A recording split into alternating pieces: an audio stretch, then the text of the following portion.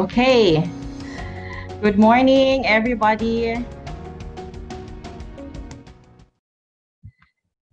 Hi, good morning. This is MJ Quezon. I am one of the Board of Trustees of TVSA. And we would like first to apologize to those who are not able to join our Zoom meeting this morning, as we still have some colleagues on standby at the waiting room. We're currently addressing the issue.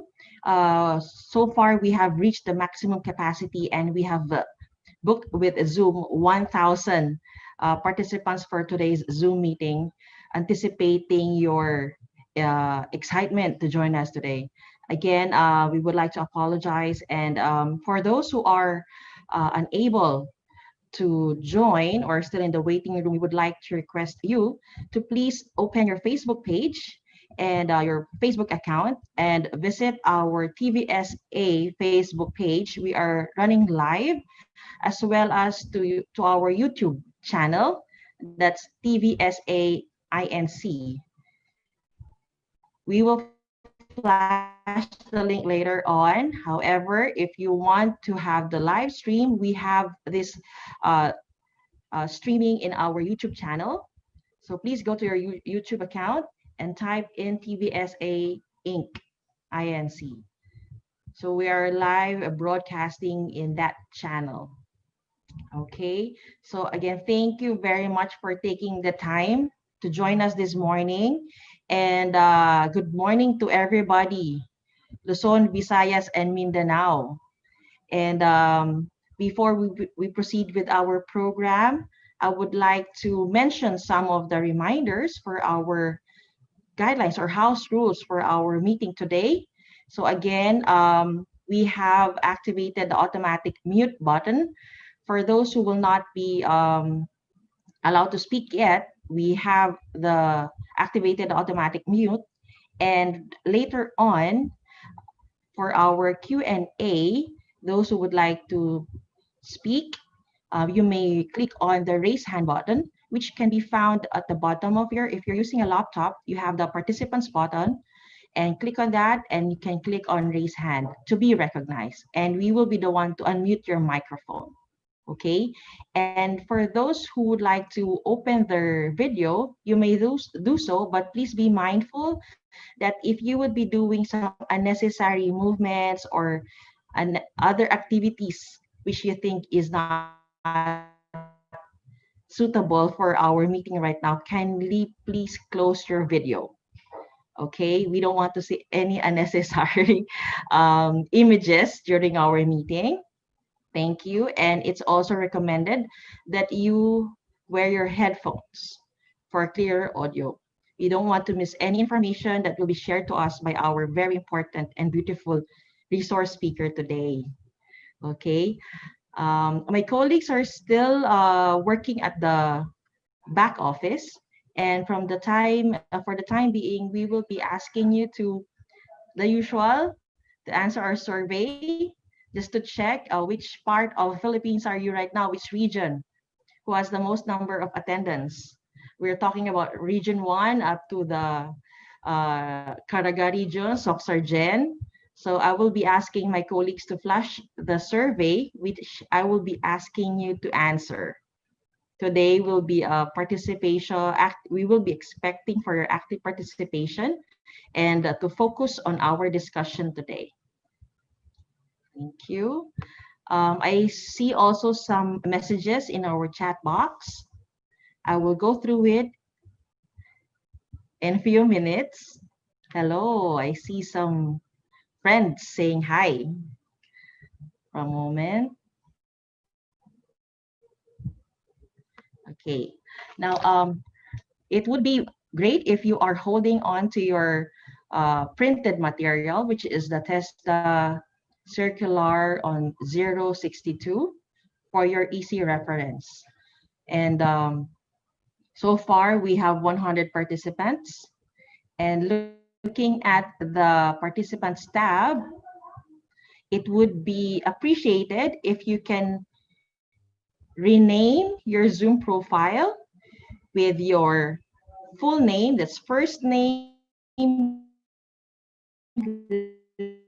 last name, and your region or which district you are registered. Let's follow up format. That's your first name, last name, and your region, or if you want to put your association name. I can still see some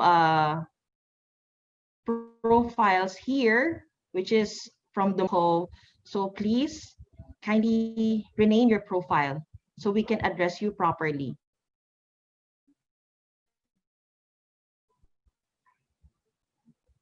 We would be happy if you would be able to comply and follow our instructions. Thank you to our TESDA district directors and provincial directors, because it's very easy for us to identify having them to put on their TESDA offices first and their name. Yeah, thank you. Those who have the same names, Sheila, John, Joseph, can you please put your last name? Thank you for those who have complied already. There. Okay. So just to read some of our messages in our chat box before we proceed with our the main topic. Okay, so we have participants from Nueva Ecija. Good morning. PD Ava. And we have also from TESDA Isabella. Ito, sobrang layo. From TESDA Manila, si Sir Archie. Hi, sir. Okay, we have from Osamis. We have also from Iligan City, from Davao City. Thank you for joining us today. And let me request everybody to please settle down as we are about to start with our meeting.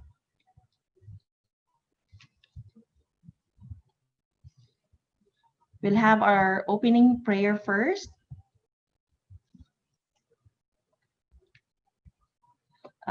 We would like to ask Mr. Jomon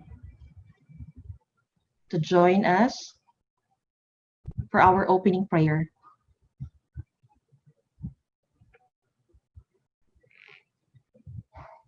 Mr. Jomon, are you already inside our meeting room?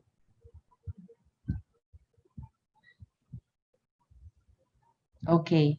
So I believe Mr. Jomon is still trying to join our meeting room. Hence, we would like to ask our colleague to proceed with our prayer.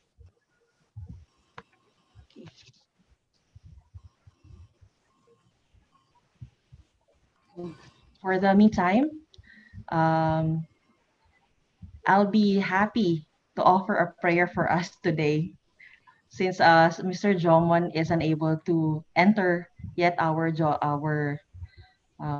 webinar.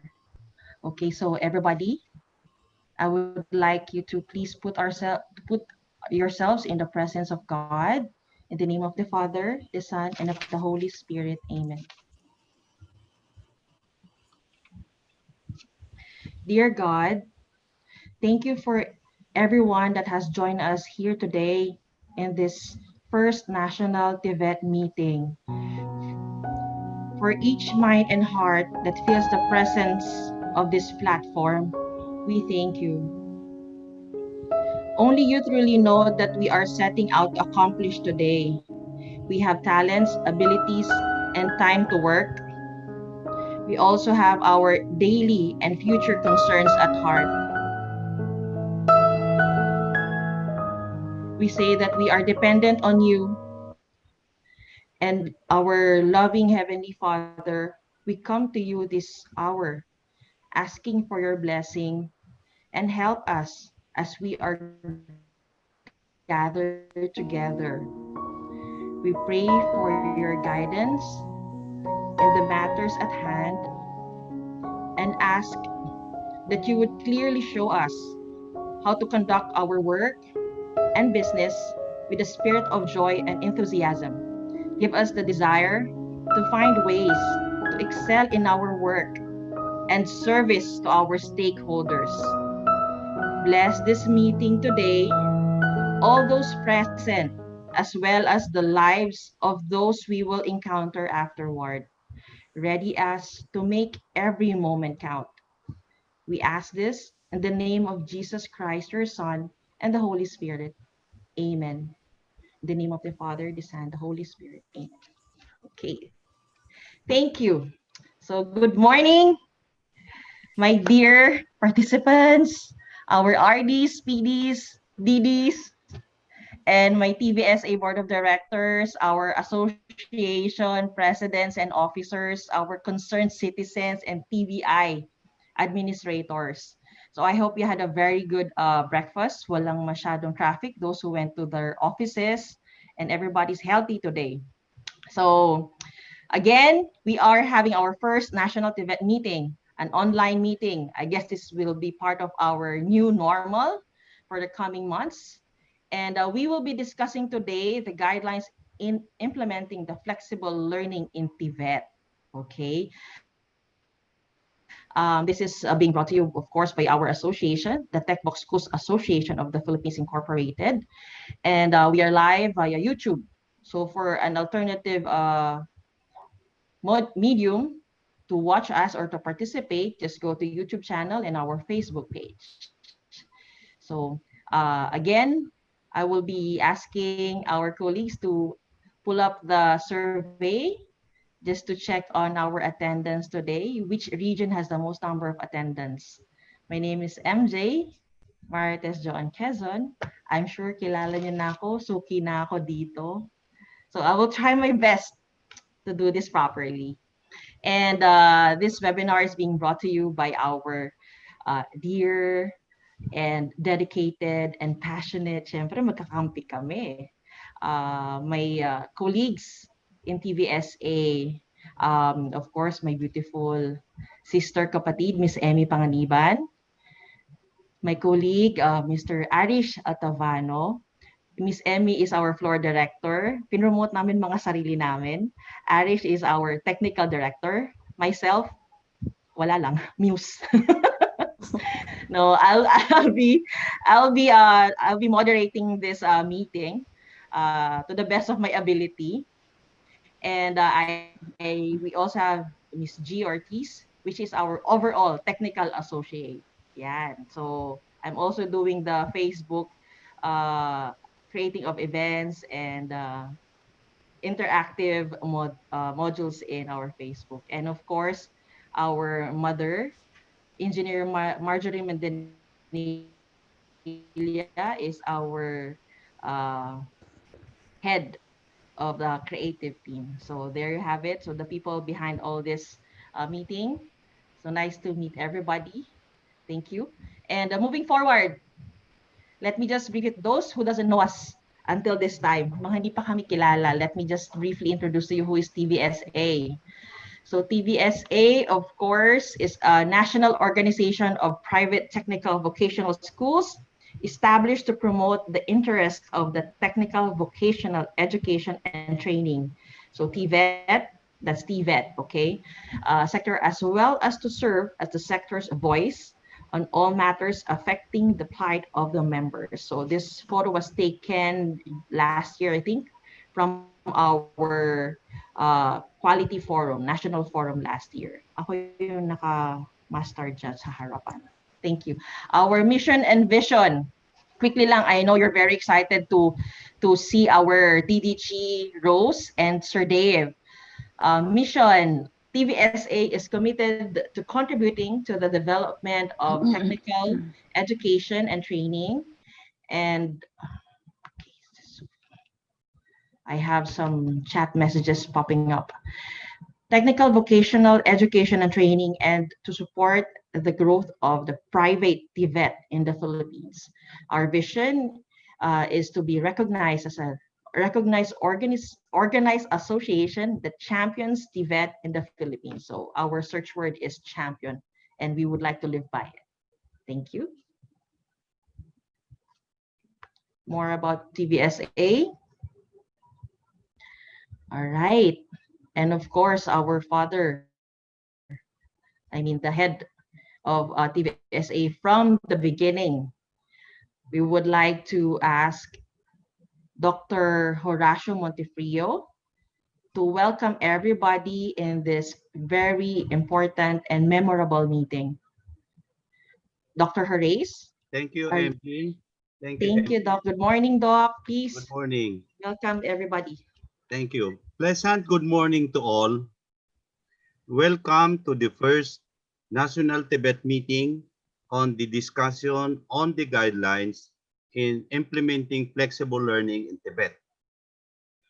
After we have discussed the issues and concerns, identified desirable objectives and proposed solutions in the implementation of flexible learning in TVET per TESDA Order 062-220, Series of 220, let us be reminded of Article 14, Section 1 of the 1987 Constitution which declares that the state shall protect and promote the rights of all citizens to quality education at all levels and shall take appropriate steps to make education accessible to all. Furthermore, Republic Act Number 7796, otherwise known as the TESDA Act of 1994, mandates that the institutions to promote and strengthen the quality, I want to emphasize again, quality of technical education and skills development program to attain international competitiveness. Again, international competitiveness. Furthermore, Section 14 of Republic Act 10650 declares TESDA role in promulgating, disseminating, and implementing the necessary policies, standards, guidelines for effective implementation of open distance learning or ODL in the country. And still furthermore, Section 16 of Republic Act 11230 or the Tulong Trabaho Act mandates TESDA to design and implement support system such as development of modalities necessary to facilitate access to quality TVET.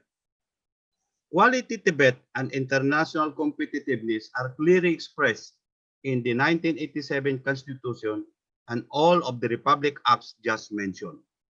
Scanning the present situation or external environment in the country, which is facing a major crisis brought about by COVID-19 pandemic. Thousands and thousands of Filipino workers are out of jobs because many businesses have closed shop. Thousands and thousands of overseas Filipino workers have returned to the Philippines because they were displaced in the job for the same reason. Practically all businesses in the Philippines, the airline industry, the tourism industry, schools, manufacturing industry, and many, many others are negatively affected by the COVID-19 pandemic. Given the situation, what specific skills shall we offer to the public when there are hundreds and hundreds of thousands of Filipinos, skilled and unskilled, who are jobless? Is there hope in the horizon? Of course, the answer is yes, for the following reason. The vaccines will be available sometime this year or early part next year. 2. In 2 years, the world economy will recover and business will resume their businesses and qualified skilled workers are in demand again. 3. We need highly skilled workers in the fourth industrial revolution. I want to emphasize in the fourth industrial revolution with solid foundation in ICT, mathematics, science, reading, comprehension. Why I emphasize ICT in math, science, and reading comprehension? There was this PESA study participated by 79 countries all over the world. I think most of you are familiar. In ranking, number 1 is China, followed by Singapore, and number 78 and 79, the Filipino falls on number 78 or 79. Kulilat ho tayo. So dapat any kind of education we provide to our students should strengthen the science, math, and reading comprehension. May I continue? The TESDA 3-year diploma programs, level 5, are supposed to address the need of workers, technologists, and engineering technicians in the fourth industrial revolution. The offline TESDA Abot Lahat provides us guide on the priority sectors, namely agriculture, health, ICT, and construction. Food, shelter, clothing, and sex are some of the most basic needs of human being. 2 of the priority sectors are included in the offline TESDA Abot Kaya program. Congratulations to TESDA for ranking number 1 agriculture in the priority sector. The more than 100 Filipinos will not go hungry if we are successful in agriculture and will no longer import rice. Also, urban and countryside green TVET should be encouraged and given incentives on the new priority sector. To avoid cutthroat competition, one town, one city, or province will focus on 1 or 2 products only to make the projects financially viable. On ICT, the private TBI should establish partnership with a reputable IT companies or organization to have ready access of the fast-growing technology, which is exploding exponentially in addition to what TESDA can provide.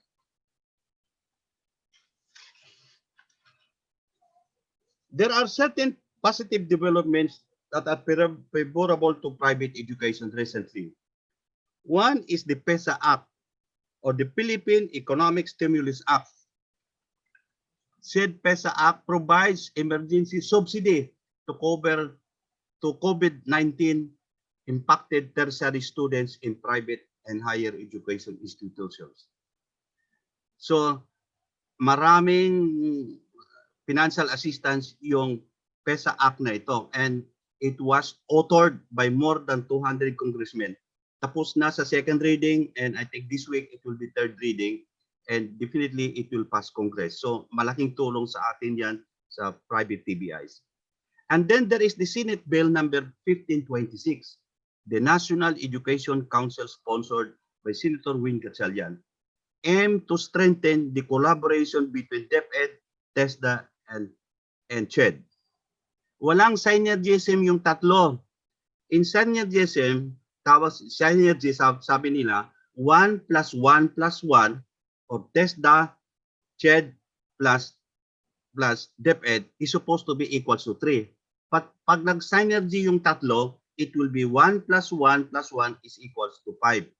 Parang music player ito. Yung TESDA, play the piano, the other one violin, and the other one is guitar. Eh kung makanya-kanya sila, yun lang naman dinig mo. But if the three are combined, you have beautiful music from heaven because there is what we call synergism. Our association, TVSA and COCOPIA, Coordinating Council of Private Educational Associations, strongly support these two important bills. To close, I am looking forward that we will be able to achieve the desired objectives of this webinar session. Stay safe, healthy, and alive. God bless. Thank you. Thank you so much, Dr. Reyes. Yes, we are really, like what DDG Rose said earlier, we are a family. So it would be very great if all of us will be working together in harmony and in one voice. And speaking of having one voice, I would like to call our dear Father June Onofre to give us the introduction about our session and an introduction about our distinguished guest speaker today. Father June, please. Father June Onofre is yes, Father, is our newly elected president of TVSA. Unmuted. Yes, we can hear you, Father. You may proceed.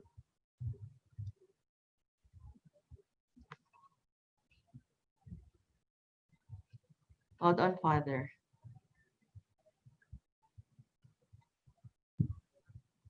Father, hold on. Father, hold on. Let me try to. Father, please unmute yourself. Please unmute your microphone, Father. Okay. Yes. Okay. You Yes. can hear me now? Yes, Father. Thank you. First of all, good morning to all. I wish to acknowledge the presence of our TESDA official at the national office, represented in particular by DDG Rose and Director Dave Bugalion, and the other officers at the TESDA office, the TESDA directors of the region, the province, and the district who have responded to our invitation. The different representatives of TBI Association, in particular, the TBIs as an institution, our business and industry partners, and those who advocate TVET as a strategy for national development, and have all responded to our call to this meeting. I think you're here not merely because you chose to be here. You're here because God wants you to be here. And He provides you to the confluence of events He so decided that you could make it to this session today. We have some difficulties accommodating all those who want to come in. And now I hope that everybody has already logged in. And so therefore, you see, you're here not just because of your choice, it's because God wants you to be here. Why? To inspire you, to clarify some of the questions you may have in mind, to encourage you, to strengthen you that you're not alone in your cause, that we're all together. And together we can work collaboratively and be inspired by each other. So let us put a higher dimension to our gathering and offer ourselves a greater and a more profound consideration of doing our usual activity. We just have celebrated Pentecost Sunday, the coming of the Holy Spirit, the gift of life, so that the work of salvation Jesus has completed will continue and will always be inspired and be guided by Him. As a greeting for the commemoration of the feast, I sent to many of you this national flower of Panama. Look at it, it's beautiful. And the flower blooms only during this time of Pentecost. And with the prayer of assurance, asking God for the gifts of the Holy Spirit be made more manifest in you. One of the manifestations of the work of the Spirit is unity. For that reason, we have this TESDA tagline: TESDA advocates one voice, one Tibet. And today, that gift is being made manifest as we come together as brothers and sisters, seeking to work together in peace and harmony, making effort to understand each other, and offering our time, talents, and treasure, resources to be of one body, collaborative, working together to carry out our mandate of skilling the nation so that they may become honest and upright citizens and use their skills and become productive citizens, making their contribution to national development. Thus, TESDA advocates one voice, one Tibet. Today, we come together to listen to the presentation of DDG Rose and Director Dave on the guidelines in implementing flexible learning in Tibet. It has come to a completion with a journey. We journeyed with Tibet in making this document, and therefore we try to see how we went to the journey. The first one is we have put our acts together to address the pandemic crisis and unfolding the new normal. We were all taken aback by the advent of this pandemic crisis, and we cling hold to each other, trying to see how can we put our acts and try to see and put remedy or put an answer to this situation and the demands it requires of us. For that reason, we try to clarify our thoughts, try to unite them all together and present them in a TESDA position paper. I think we have the next slide. We have presented a position paper embracing the new normal during COVID-19 and post-COVID-19. And we have presented this paper to all our partners. Even the recommendation of other organizations who have supported this Tibet and the concern and had been an advocate of Tibet as a strategy to develop nationally. So it was a very well applauded paper and very much accepted and endorsed by so many. Kokopea, for example, the whole of Kokopea has supported this. The whole of SEAP has supported this. The One Tibet Don Bosco has supported this. And all the other association and all of you were gathered together and we have discussed this Tibet position paper until we have finally presented that to DepEd, who has willingly accepted the paper and has a kind of appreciation for the paper. And therefore, we try to schedule dialogue with the Tibet officials. And in that dialogue, responding, I think it was the first time where the whole Tibet Association was represented to that paper and has offered a kind of opportunity to be able to share it with the TESDA officials.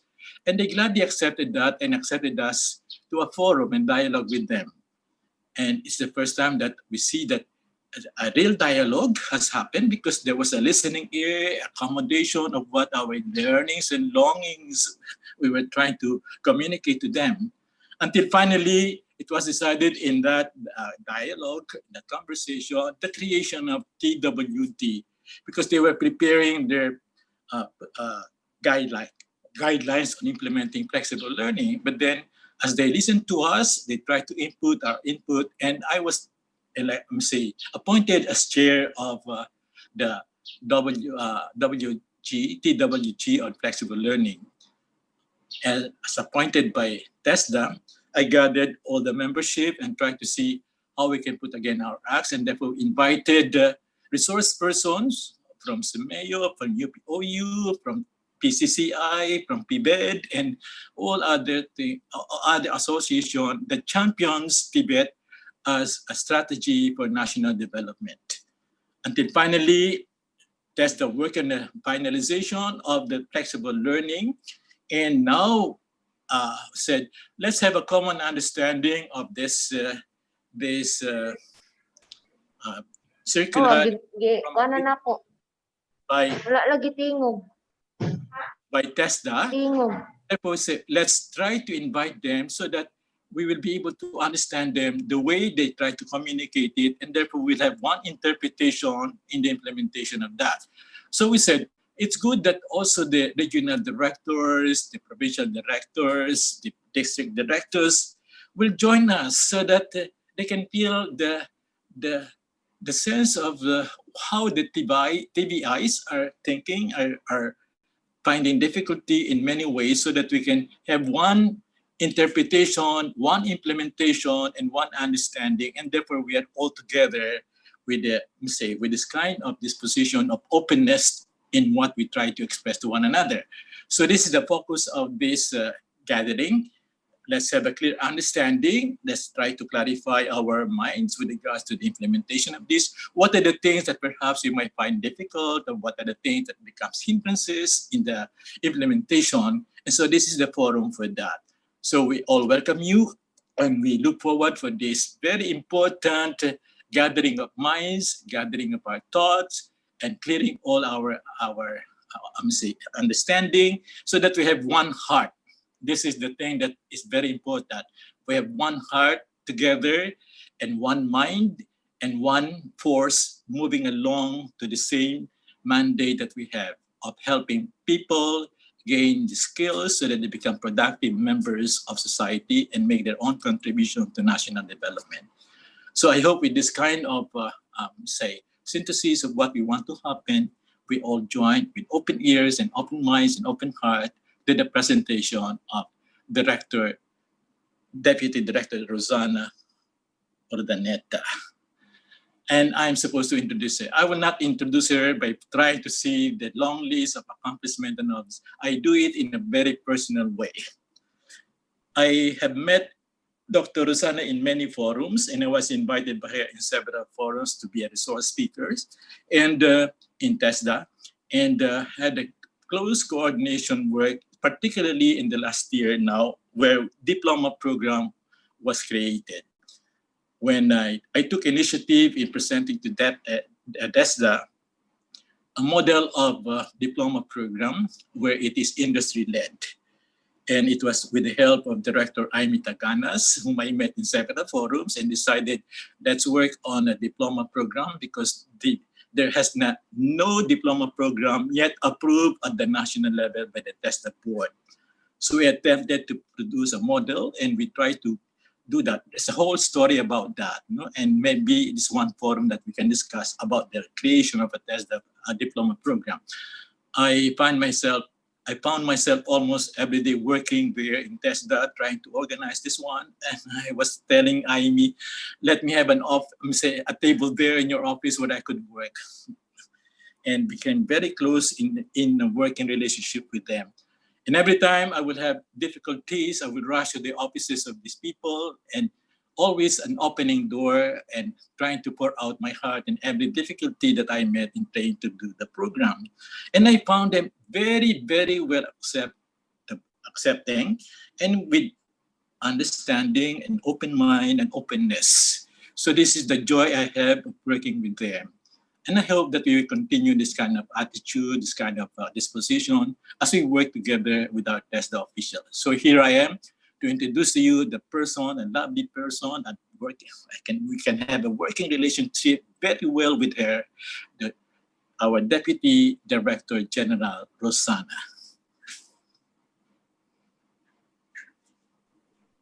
Thank you, Father June. That was very humbling indeed. Maraming salamat po. I would always want to have my presentation as if I'm telling a story. Because if I stick to the script, it becomes too technical, and I wanted each and every one of you to appreciate this as our story and our journey. Because I have also read some of the possible anticipated questions and those that have been product of your workshops yesterday. And I said to myself that this particular venue is a venue for learning. It's a venue for sharing what we know. Nasabi na kasi ni Dr. Montefrio kanina I was just reminded of a story of our former Director General, si DG Ed de la Torre. When he said that, you know, ang DepEd, ang TESDA at CHED, para yung, yung, anong tawag doon? Yung tatlong Diyos sa isang persona, he said. So, God the Father, sabi niya, is DepEd. God the Son is CHED. Sabi niya, gusto ko God the Holy Spirit and TESDA para flexible. So, yung sinasabi po ni Senator Sherwin Gatchalian, parati kong iniisip na dapat po ang TESDA is God of the Holy Spirit. Na lahat po ng gagawin natin should be agile and flexible. Kung ano po yung dapat na gawin para sa makararaming mga tao, dapat po yun ang dapat natin gawin. So, it was very good also on my part that I have a very fortunate pala on my part that I have a very good exposure of the field. I was once a regional director and a provincial director. And my almost 15 years in operations had really provided me with a more, siguro po, flexible mind and softer heart for me to be able to really help yung craft, yung ating mga polisiya. Kasi, for example po ngayon, lalo na ngayon, si Secretary La Peña po, if not of you would have known him for who he is, militar po siya, pero napaka-lambot po ng puso niya sa mga tao na nangangailangan. So ang parati ko pa nga sinasabi sa mga regional directors namin kahapon, saka sa mga venues namin like this one, mga platforms namin on Zoom and everything. Since day one, sabi ko kung wala si Sec La Peña who stood tall in all of this, since day one, sabi ko nga 5 times or 7 times a day po siya tumatawag and he would always try to ask me na ano bang dapat natin gawin. Kasi for so many days, ako yung isa sa naunang quinarantine because I think with Dr. Montefrio na nag-attend kami ng meeting dun sa Senate at may isa po kaming COVID positive na nakasama. So si Senator Gatchalian called us up and he said that we have to already do our quarantine. So habang nandun po ako sa quarantine on the first week, I was just staring on a blank wall. I said, lahat na ho ba ng pinaghirapan natin, wala na. Diba? Parang in just one flick of a finger, I was trying to tell myself, where do we go from here? Kasama ko pong nagtatanong yan, every day, wala ho siyang talaga. Wala siyang pagod na tatanungin, Rose, ano nang gagawin natin? I want you to do something like this. So he was trying to tell me that we have to come up with a continuity plan. But we don't want it to call a continuity plan. Kasi po, sabi ko nga sa inyo na we wanted to really provide an inclusive sa mga tao. Kasi nga, ang TESDA is para abot lahat. So we called it an Oplan TESDA abot lahat. So the TESDA Oplan abot lahat, very specific pong nilagay doon that we have to provide really a flexible delivery in TVET. Okay? Ang laki nun. It's a very, ang dalihon sabihin, pero ang hirap gawin. Bakit po? TVET itself cannot be purely online. Kasi hindi katulad ng ibang modes, even sa DepEd at saka sa CHED, hindi po ganun sa atin eh. Madami pong percentage is more on the psychomotor and of course yung affective, hindi lahat nasa cognitive yung natin, di ba? Or theory-based. So it's really very difficult even if I was trying to tell myself when we were doing the Oplan that we have to deliver flexible learning modalities, madaling i-English. Madaling i-English pero mahirap pong gawin kasi may mga challenges na dapat po tayong tingnan. One of those challenge is, of course, alam nyo naman po, ang una pong ginawa sa atin is nawala sinuspend ang mga klase. So ang isa po sa challenge is yung social distancing protocol. Yun ang nakapagbagabag sa akin because I was trying to tell myself kung social distancing yan at hirap na po tayo na to really implement yung mga scholarship programs natin by batches. Paano ka pa makakapag-implement ng training mo kung lilima lang dapat o 10 lang dapat ang mga estudyante mo? Dahil kung face-to-face po, depende po yan sa laki ng classroom mo. Kasi meron pong sinabi ang IATF na distansya, kung ano yung distansya na dapat natin gawin. And of course, yung pong sinasabi na LGU ordinances and IATF resolutions. I want to be emphatic on this one because alam naman po nyo that the umbrella law of this particular pandemic is the Bayanihan Heal as One Act. Okay? And the President created an interagency task force na lahat po ng rules kailangan po na bigyan natin ay sulatan natin for us to seek permission even in the opening of classes, even may mga define po sila na mga distance or whatever na ilan lang po ang tao even in social mass gatherings. So napakahirap po na challenge yun para sa ating lahat. I repeat, to each and every one of you, kasi po alam ko from Luzon to Mindanao yung mga nanonood sa atin. Let us always reckon with LGU ordinances and the IATF resolutions. Next slide po. So another challenge that we have to face is really, tinignan po namin, we came up with a survey, we had really made a cursory review of what is there. Diba ba?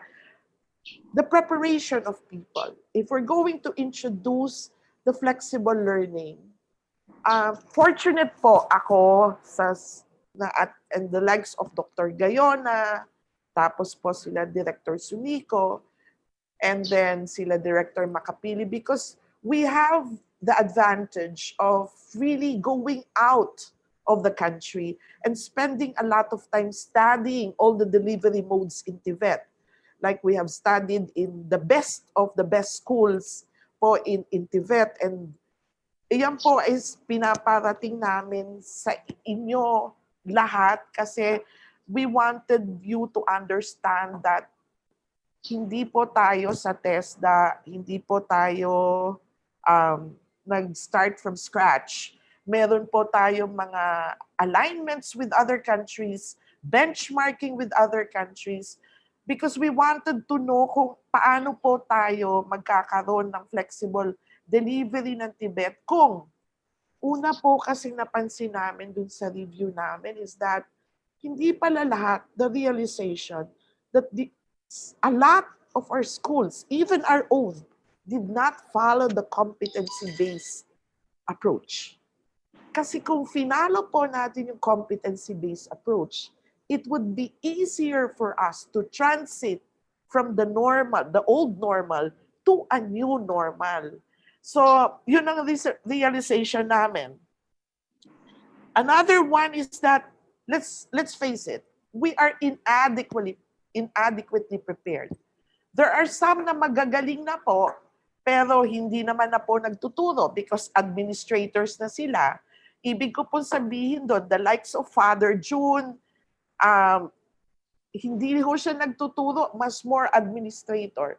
Pero yung magagaling po ngayon, na-promote na, naging mga directors and everything, na dati po mga technical people. So may mga trinain po tayo. Another thing that we have realized is to review the Philippine TVET Trainers Qualification Framework. Because the competencies of a trainer is not already the competency of a trainer, but parating ang sinasabi ni Dr. Gas Gayona sa amin, they have to be a learning and a learner facilitator. So pati po yan, titingnan na natin because yung competencies.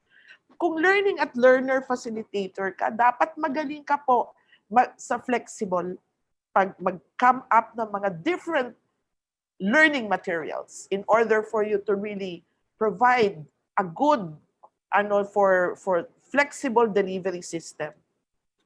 So next po na challenge, of course, is alam naman po natin lahat, we cannot go pure online. I repeat, we cannot go pure online in the Philippines. Why? Dito lang po sa 7th floor namin, dito sa TESDA mismo, there was a time na Zoom po kami, bigla pong nagkaroon ng madaming echo and everything. Kasi pala, may mga times na itong area namin, because na malapit po sa airport and malapit dun sa dalawang camps and bases, minsan po nawawala talaga yung mga signal ng Wi-Fi, primarily because of security purposes. So, mahirap. Lalo na if you go out of Metro Manila at pumunta ka po sa probinsya na medyo bulubundukin na, so wala pong mga internet connection. So, yung lack din po ng learning platforms. Napakamahal po to buy a learning LMS. I went to the United States to study Amatrol. Amatrol is a producer po of and a developer of all the learning management system that they provide us here in Asia. So I went there for 2 weeks po, tininan ko kung paano sila gumagawa. At kung bibilin mo yon, you're spending millions. Eh hindi naman po ganun yung investment din natin. Kami nga po sa TESDA, kahit nasa government kami, hirap na hirap po kami bumili ng learning management system ng mga platforms. Because very complete na siya, you can really do pure online. When I say online, dun ho sa nakita ko sa Amatrol. When they say online, it can be offline also, because may mga bibigay sila sa inyo na mga USBs for you to be able to pag walang mga Wi-Fi connections. So kasama na din po ang simulator doon sa learning management system. So mahal masyado, one challenge. And then of course the other related resources which we have considered. Lahat po ito, nag-SWOT din po ang TESDA. So we gathered all the strengths. Of course, one of our strengths, kayo po yon.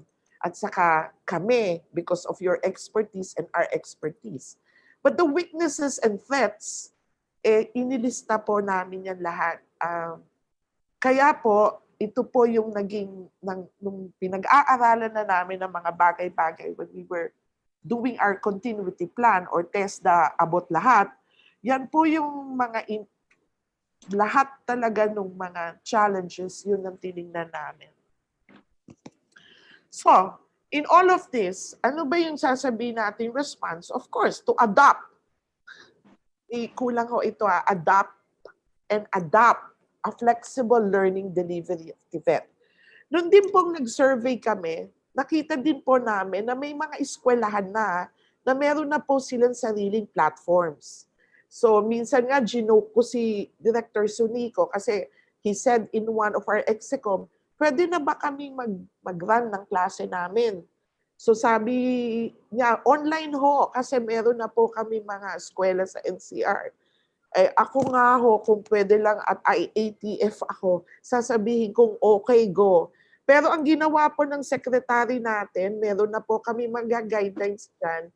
But he asked the permission, he wrote IATF, kaya maghintay-hintay lang po tayo because IATF would have their meetings Friday.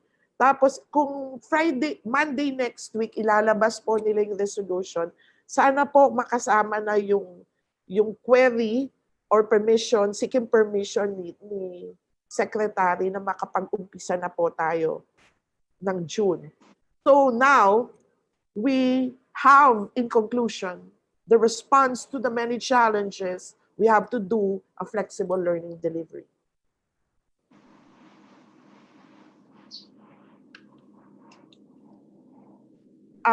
Teka muna. The flexible, hindi ito, yung isa. Okay. Dinefine namin siya because we have to get a definition of what flexible learning is. You are very well aware, and if there are some po dito na bago pa lang sa TVET, historically po, when we have the ADB TSDP program, historically po, ang kinuha nating model, ang hiniram nating model is the Australian model because of their robust TVET system. Among all the countries, isa sa pinakamagaling po na vocational at technical education na system is that of Australia.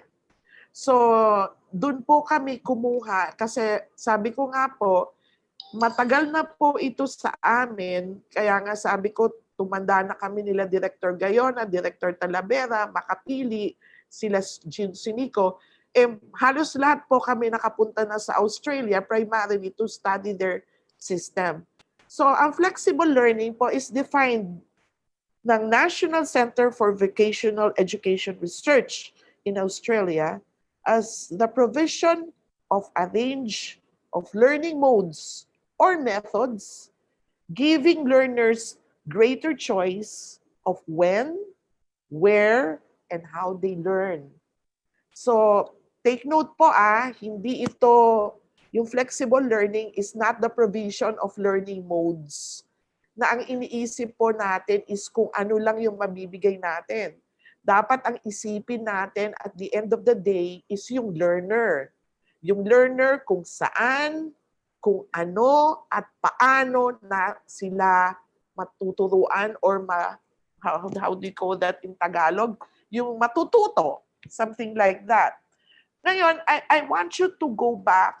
Wala lang po akong part nung ano ko ngayon, hindi ko lang nagawa ng slide, is that, remember, there was in the NTSDP po and the Fourth Industrial Revolution, ang sinasabi po nung fourth IR framework namin is that ang learner po sa TESDA is dinefine namin as somebody na may mga competencies on the 21st learning skills or the essential skills. And then yung pong very strong ang STEM na competencies at of course yung socio-emotional skills. Because they have to decide later, kaya may socio-emotional skills plus yung pang ano natin yan parang yung sa mental health na na issue, so that we have to really provide yung mga competencies na they have to be strong as a person, they have to really be they have to have social skills as a person, Hindi ho dapat sila um, part of the social emotional skills is yung ano, anong tawag doon? No, they have to decide. They have to know what decisions they have to take. So yun po yung socio-emotional skills. I have talked to one of our board members and he said, alam mo, dapat ngayon ilagyan na din ng competencies on greening, and also yung sa pandemic, and then sa disaster management. And productivity, he said, yun dapat daw ang ano ng TVET kasi para maging flexible. That is one school of thought that we are trying to, na ang learner dapat lahat ganon. So dapat, kung ganon ang competencies mo, kasi when we're talking about learning outcomes in TVET, we're talking about competencies. So kung yun ang competencies mo, an array of your competencies when you're talking about a TVET learner, mas dapat maging flexible na po yung learning delivery system natin. COVID or non-COVID, pinadali lang po ng COVID na talagang dapat meron na itong flexible learning system. Next slide.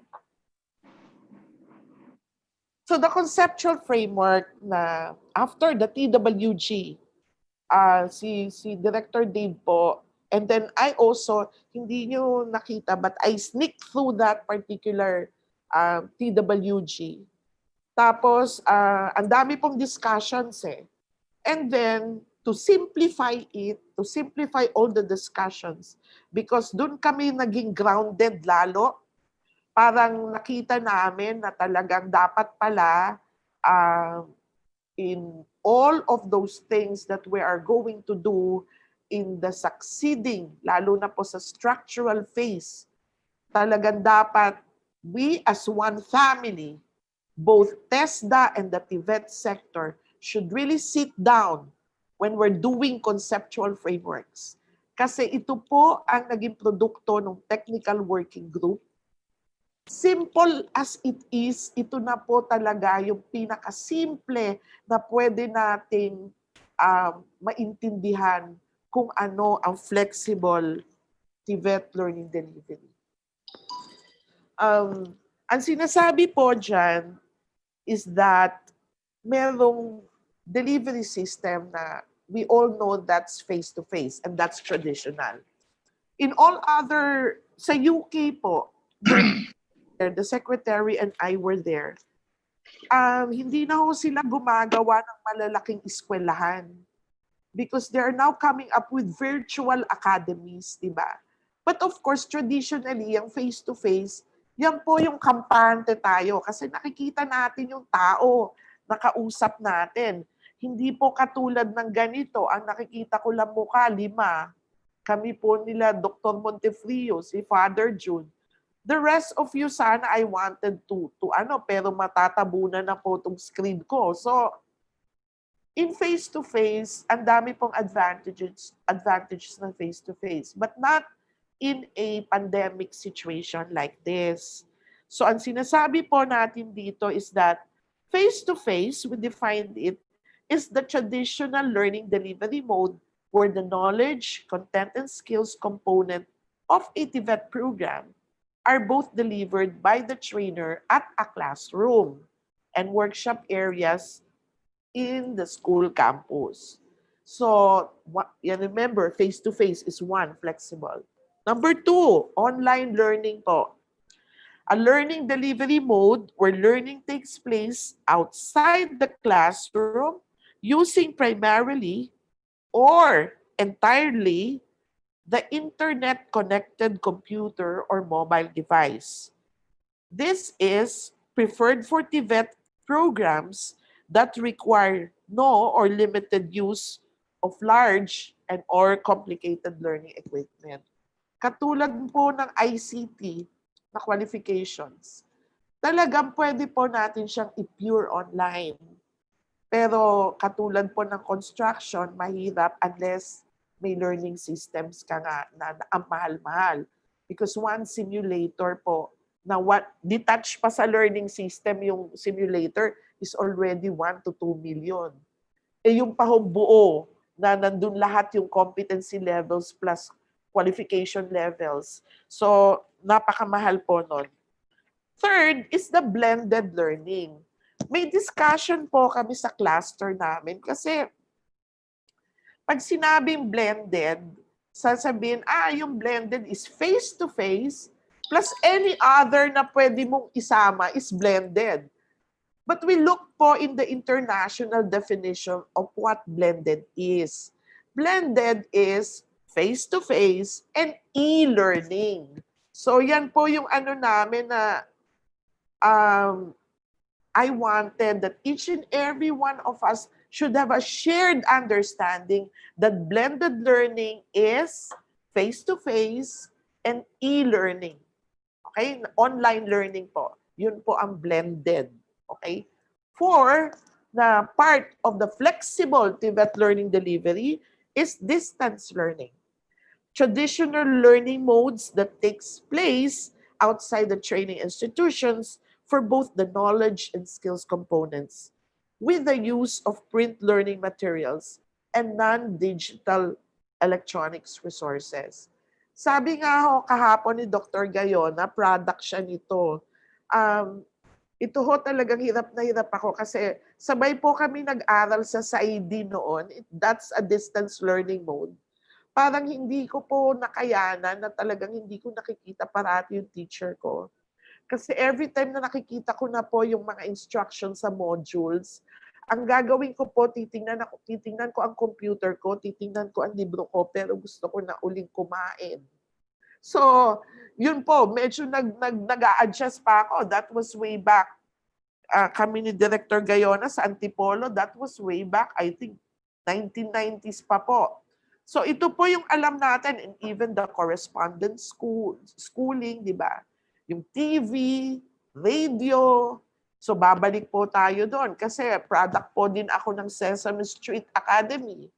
Pati po yung mga anak ko. So, yun po yung tinatawag natin ng mga distance learning modes. For me, even mobile training laboratories are distance learning modes. When you use it sa communities po, kasama din po yan dun sa distance learning na mode.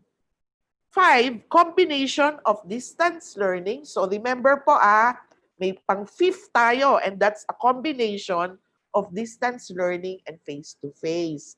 Some of my people said, Ma'am, let's call it hybrid. Sabi ko, wag na. Ilagay na lang natin combination of distance learning and face-to-face. Kasi baka malito sa blended. So number 5 po is combination of distance learning and face-to-face. Okay, the next slide will tell us po that very napakadali lang po na usapin ito, that the TVI may adopt any, sa inyo po yan or combination of the different flexible learning delivery. May adopt. Depende po. Sabi nga, we go back to the definition of yung ating kanina na flexible learning. Depende kung paano mas matututo ang learner mo at kung saan siya mas madaling matuto. So wag po natin pilitin na mag-o-online tayo sa mga areas na wala naman pong internet. Hindi po yan sinasabi ng TESDA na ganon. Hindi po namin sinabi na blended lang. Ang sinabi po natin is flexible learning delivery. Yan po ang naging output ng technical working group headed by Father June Inocencio. So yan po yung mga learning arrangements. So, in effect, kayo po ang pipili because na-establish natin kung ano yung competencies. I repeat, yung learning outcomes ng higher education, nung pong gumagawa kami ng papel sa AQRF, yung National Referencing Council, ang competencies po is equal to the learning outcomes of the higher education. Okay? So yan po ang official statement ng National Referencing Committee which is composed of experts in education na inilagay po yan sa ASEAN Qualifications Referencing Framework. Next slide. Okay. Sabi po, people are not single method learners. Ito po nakuha namin because of the multiple intelligences of people. When we talk about multiple intelligences, we talk about different ways of getting or learning, different ways po na akala natin nung time na bata pa po ako, pag hindi po ako magaling sa academics, bobo ako. Diba? Ganun, bobo ka kasi hindi ka nakapasa sa NCEE. Eh, di ba ang sinasabi natin dun sa multiple intelligences, yung iba magaling sa estimation, yung iba mas magaling sa abstract reasoning, yung iba mas magaling silang sa memorization, and everything. So, ang mga tao po, hindi po tayo single method learners. Madami tayo. So, we are species na blended po na learners. We are, as a species, blended learners. So, ibig sabihin, innately sa tao, blended learners po tayo. We learn from different ways. So, yun po yung sinasabi namin dyan. Next is that the question is not if we should blend. Hindi po yun ang question if we should blend. The question is, ano yung mga ingredients mo to blend?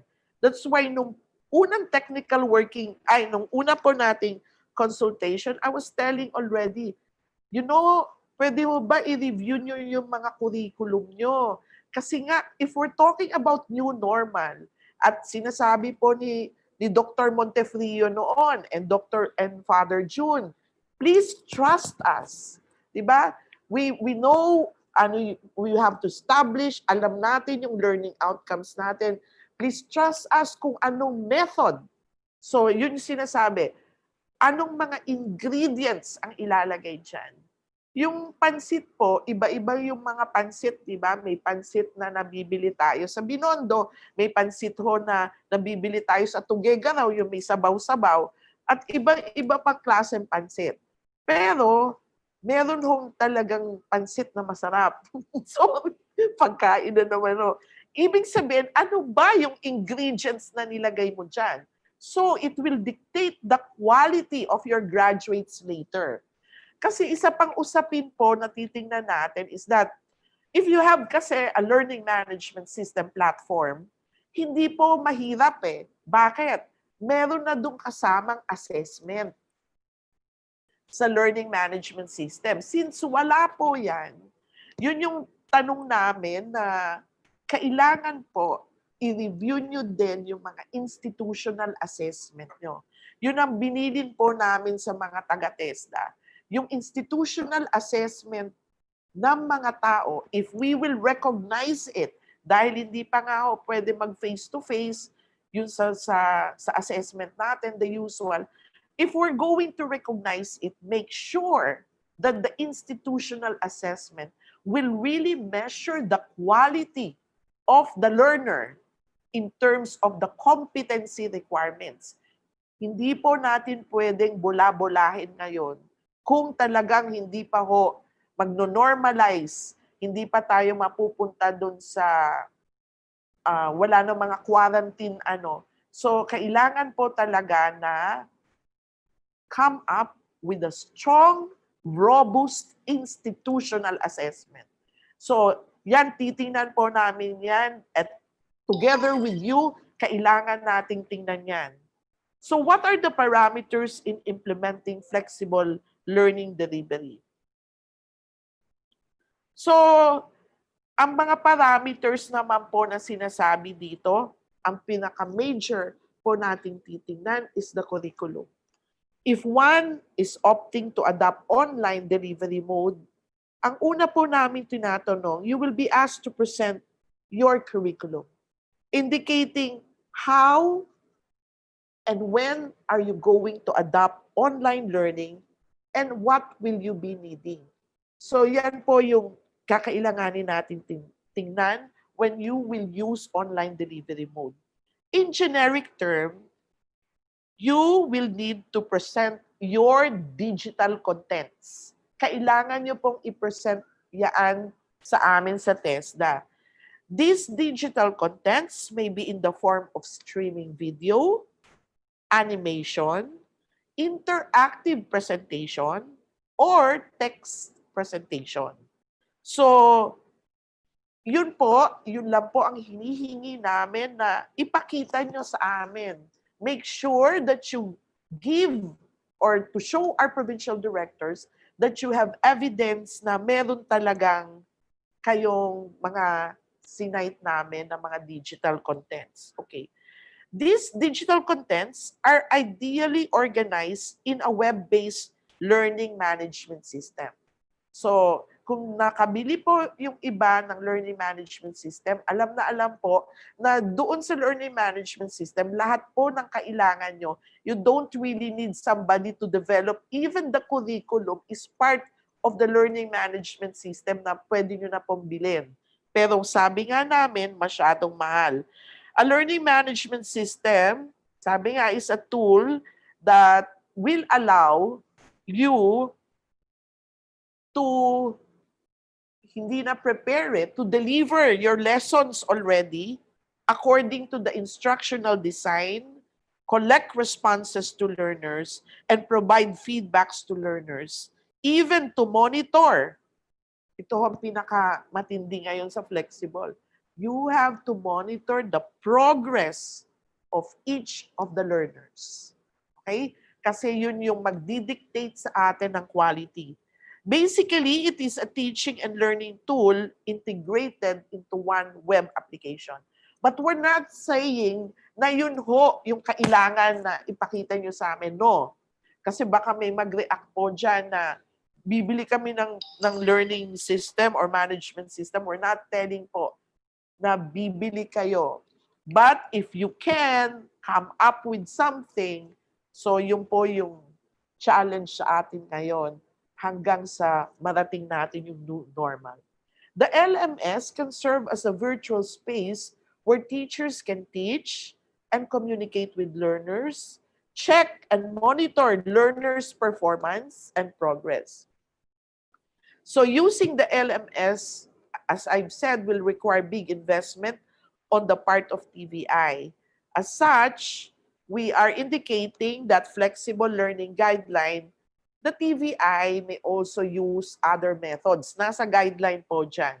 Your digital contents can be placed in a suitable web application such as YouTube, Facebook, Google Classroom, Google Drive, Google Meet, and others. So, learners and teachers will access this web application to get your digital contents, communicate, and exchange files. So in the absence po of a learning management system, pag gumawa naman po kayo ng sarili nyo, dapat meron po kayong venue or medium to do that, and that is pwedeng YouTube, Google Classroom, Google Drive, or Facebook. Okay. Although, pwede po yun, sabi nga namin kung talagang sana po, in one, we would be able later to develop yung LMS natin as one family. Okay? Yun po ang dream ko. So, the blended delivery mode. Ito naman po yung blended, inuulit-ulit ko nga, ang blended po is a combination of online learning and face-to-face. So, pwede po kasi naman sa online, pwede din po na meron din pong offline na learning management. So, usually po, kasama po sana sa package, pag bumibili ng learning, yung mga disk, yung mga flash drive. So, lahat po ng naka-incorporate, pag nag-online kayo, pwede ding offline using the flash drive. So, yun po yung natin sa blended delivery mode. Distance learning.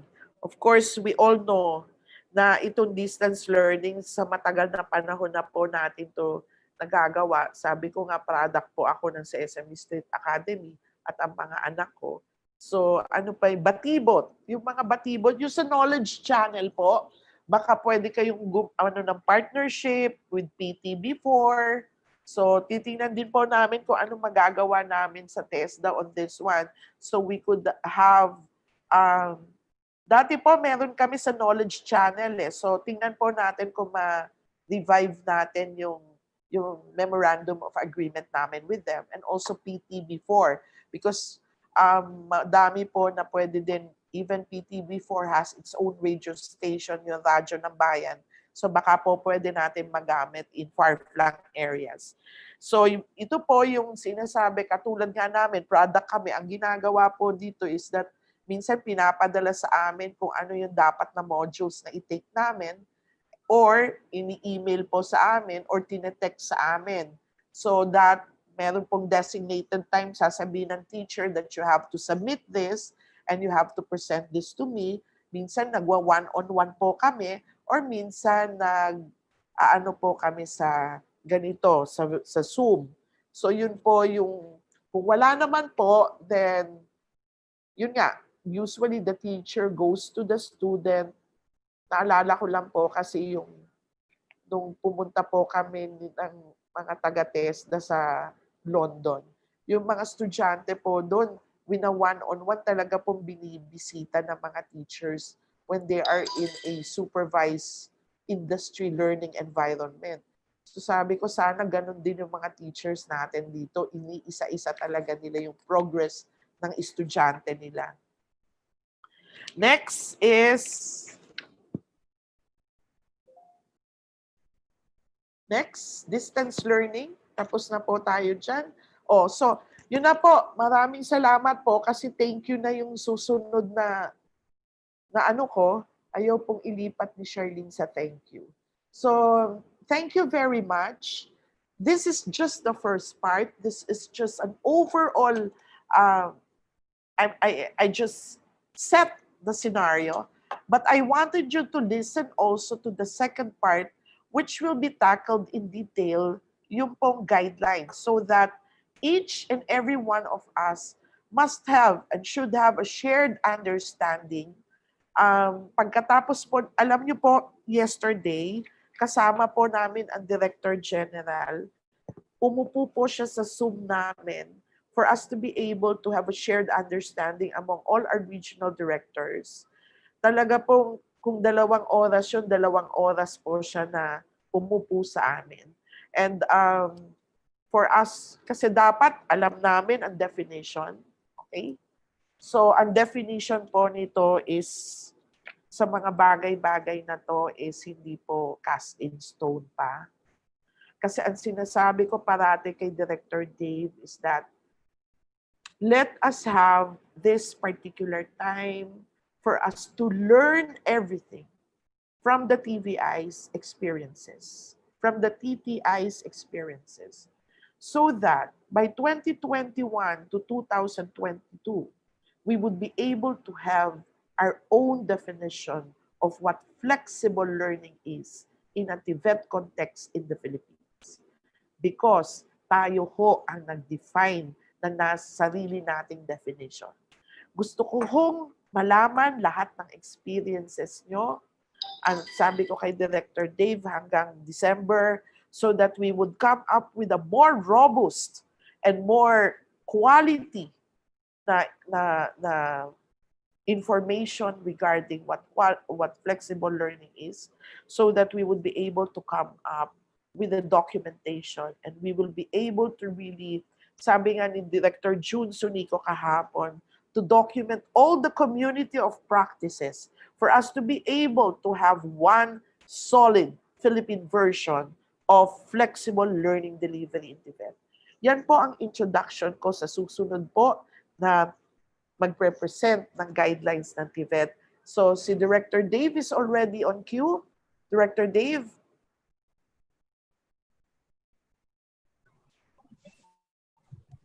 Yes, ma'am, I'm in. Okay, thank you. Hello?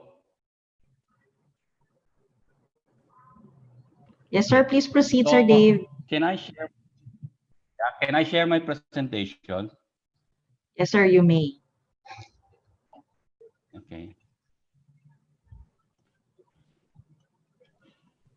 So while Sir David is sharing his presentation, I would like to inform everybody that Mr. David Bungalion is our Acting Executive Director for National Institute for Technical Education and Skills Development. Again, welcoming everybody for our part 2 to be discussed to us by Sir Dave. Go ahead, Sir Dave. Okay, thank you very much, ma'am, for this opportunity. And after hearing from the presentation of DDG Rose, she made it clearer for all of us. So the next presentation is more on the implementation of the guidelines, which starts from, of course, the application for submission of application for the recognition of our TVIs. So all the Article 7 of our guidelines says that all TVIs may adopt any of the flexible learning delivery modes for the registered TVET programs.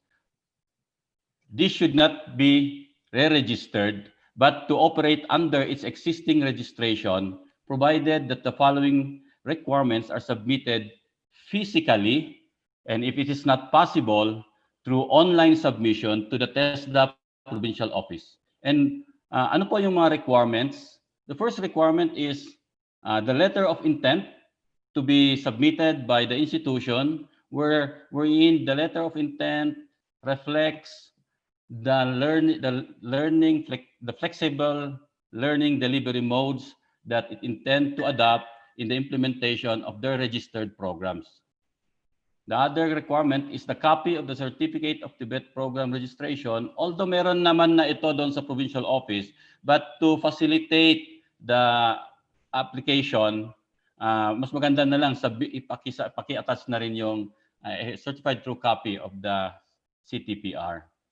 And the other one is the updated competency-based curriculum. As mentioned by DDG Rose, this is actually the Bible of our delivery or our program. So it must be submitted because, of course, there is now a change in the delivery modes. So these delivery modes must be reflected in this competency-based curriculum. And the other is list and profile of trainers. So we understand that in the registered program that you have already submitted the list of trainers. So this can be updated and also to include any evidence that shows na yung mga trainer natin ay kayang-kayang i-deliver yung preferred delivery mode that we are adopting. So that is one of the requirement. And the other one, which is very, very important, is the training plan. The training plan will reflect, actually, there is an attached template in the circular, but we will be enhancing that because the training plan will show the different modules of the course and the different learning outcomes of the course, and also the different learning modes that you will be employing in these different modules, in the different learning outcomes and the resources. So that is how simple is the training plan that we will be adopting. We were actually pinag-isipan namin, tiningnan po namin yung training plan on dual training system, tingnan po namin yung training plan on the SIT, and sabi namin, it will be complex on your part, habang nagmamadali tayo kung yon. But so to us, the importance of the training plan is to show the delivery that we will be using in achieving these learning outcomes and the learning resources. This will now be the basis on your part for in monitoring or managing the program, and on our part, the provincial office, to also come and monitor the program, the delivery of the program, or the different delivery modes that were reflected in there. So that is now the training plan. Okay. After that, after submitting it to the provincial offices will have to, of course, look into your submissions, the different documents and requirements. And if there is a need on the part of the provincial office to validate or to inspect these your submissions, particularly as mentioned by DDG Rose, the different learning resources that you have indicated in the training plan, then the provincial office will do that. If it is not possible to do it physical inspection, then we can do a virtual inspection arrangement. Okay, that is just to ensure that these learning resources are indeed existing, and for us to have a common understanding that this is really the delivery mode that you are employing.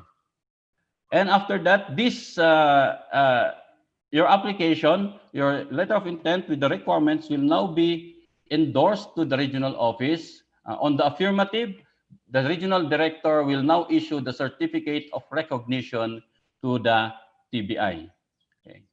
So to show you a sample, actually, we already prepared a sample letter format of the letter of intent for easy reference. So this we will be giving it to the provincial offices, and you could already adapt this one. You could enhance it, but these are the very simple basic informations that we will be requiring. For example, if this is your course, the Trainer's Methodology Level 1, the CTPR number, because these were already registered, and the modality that you will be using. Okay, and this will again be reflected in the training plan in detail, because this will be responding to the different learning outcomes indicated for the different modules. So this is just the simple, and of course the attachments. And to show you also a sample, not letter of intent, but a sample certificate of recognition. So this is the recognition that will be issued to you by the regional office. Okay, so we have here the region. FLD is Flexible Learning Delivery. So issued to the institution to offer your registered program using flexible learning. Alam niyo po, pinag-usapan po namin that is there a need to indicate the delivery mode in the certificate of recognition?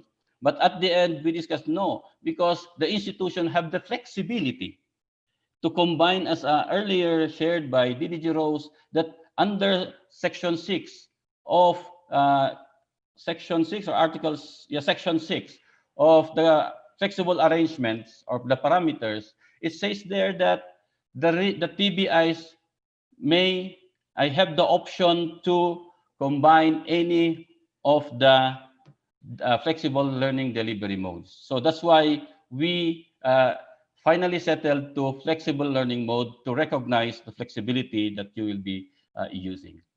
Okay, so it will now be signed by the regional director.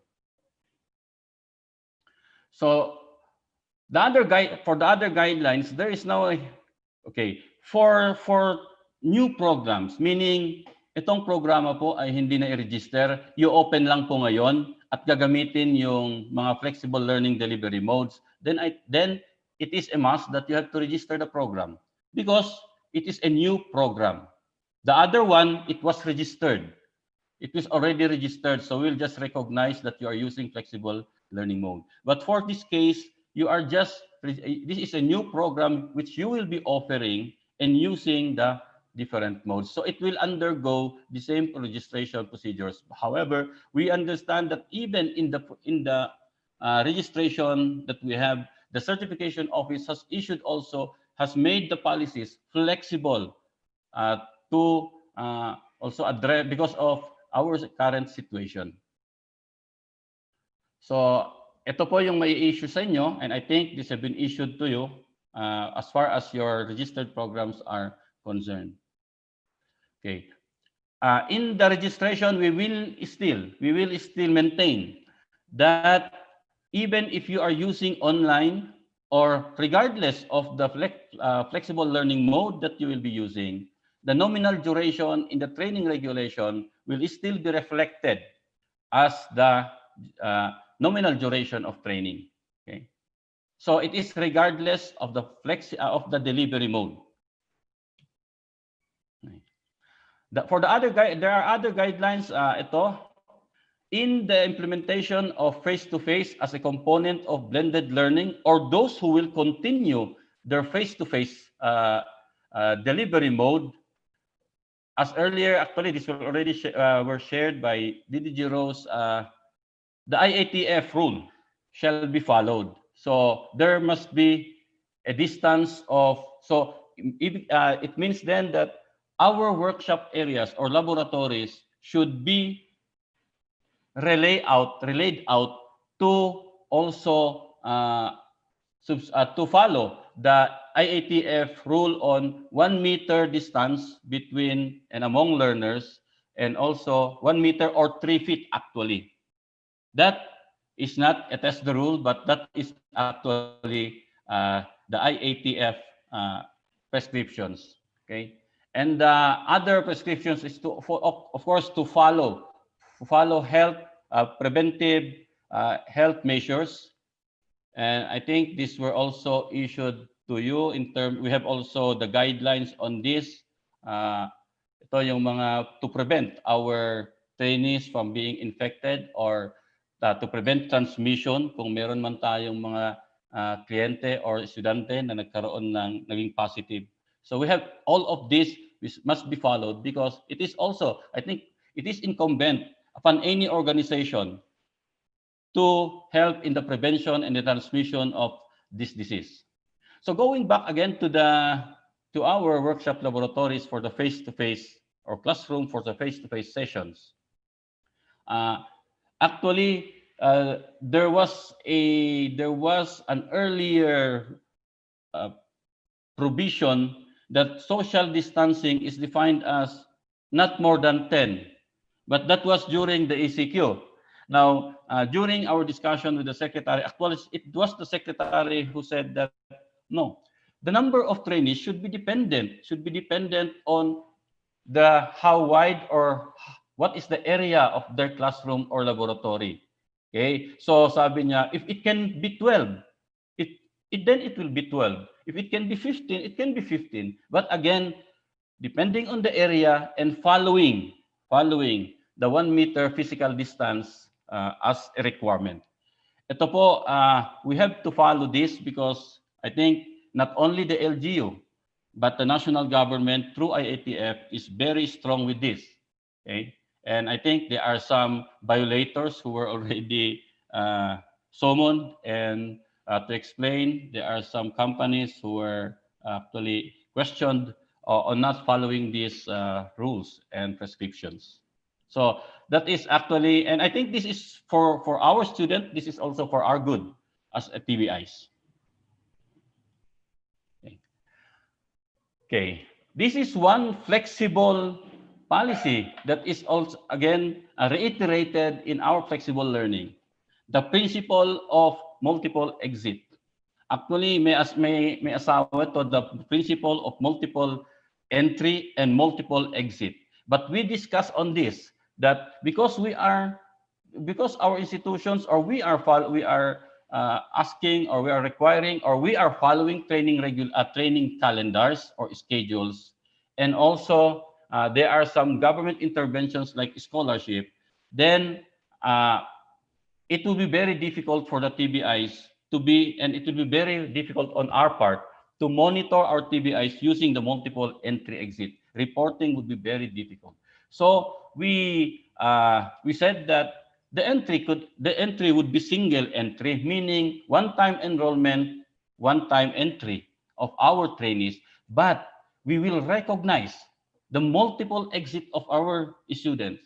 This has been an advocacy of our competency-based training program, or the competency-based TVET. Okay, this is because, as shared earlier, we have to recognize the multiple intelligence of our trainees. There are trainees who are fast learner. We are trainees who are not slow learner, but catching up learners. So these fast learners should also be recognized and should be given as a recognition is they could exit earlier than the nominal duration. Would that not be a welcome development in our implementation of our TVET? Okay. So learners who satisfactorily completed all the learning outcomes, including the institutional assessment and other institutional requirements, may exit the program earlier than the nominal duration. Okay, so the requirement here is they should have completed all the learning outcome.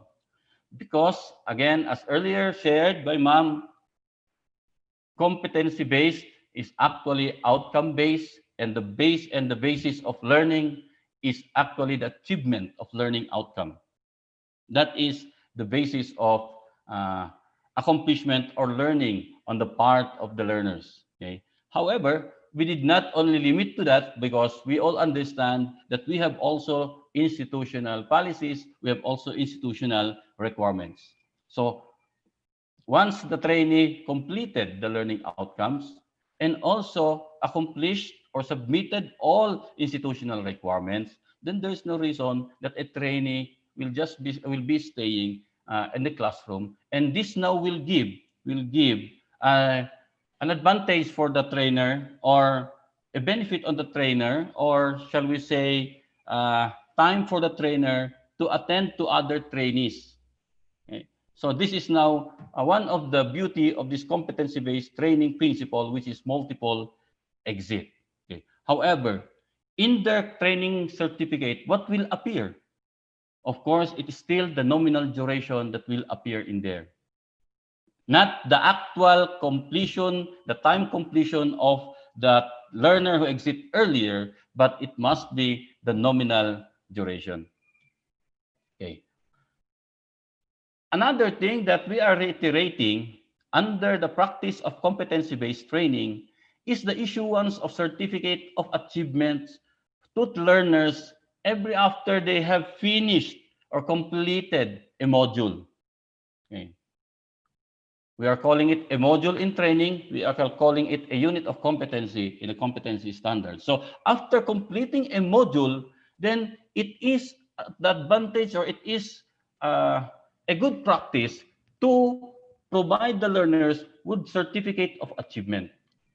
After having completed all the modules, then that's the time we now issue the certificate of training, including completion of the other institutional requirements.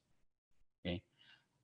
The beauty of this is a certificate of achievement when a learner would like to enroll in other qualifications allied to the qualification they have completed. Then, and when these two qualifications contains similar module, then the certificate of achievement would qualify, or would let the institution or the trainer recognize this the completion of that. So instead of attending that module again, hindi na. Okay? So that is one beauty of this, okay, module. And when you're a student, for example, after attending 70% of the course, then there is, because of an inevitable situation, the learner drops because maybe umuwi na sa abroad, or kaya may mga dahilan na beyond his control or her control, then at least yung trainee, hindi sayang yung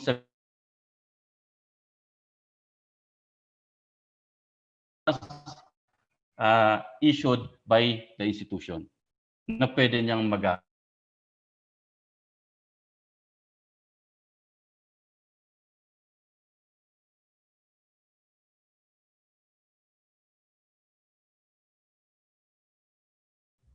Guys will be given equivalent credit. Yes. Okay, I'm sorry, Sir David. I think we missed 1 minute of your talk a while ago. Okay. Oh, I'm sorry. So where are we? Ganun ba? I think, but only a few. I think mga 3 sentences. Okay. Sige. So okay na ako? Am I clear? Yes, Sir David. Yes po. Thank you. So again, as I was saying, the certificate of training will only be given after completion of the course. Okay. And this is covered by a TESDA Circular number 4 in 2011. And again, the issuance of certificate where I think if you remember, we have given a prescribed training certificate where in the units or the modules or the unit of competencies or in the learning outcomes, should be indicated at the side of the certificate to indicate what they have completed, and this will give at least employers or other where they will be using the certificate the message that these are what they can do. Okay. So, okay. The other in the guidelines, it mentioned also of the TESDA online certificate. Okay. So this TESDA online certificate, okay, we are saying that we are now encouraging or making it part of the guidelines that if a learner have this TESDA online certificate, this should also be given credit, equivalent credit in the course that where they are enrolled at your institution. The reason why is like this. The TESDA online program, all the programs that are uploaded in the TESDA online program platform are with training regulations. Most of them are with training regulations. So the basis of development was the competency standards, and all the modules and learning outcomes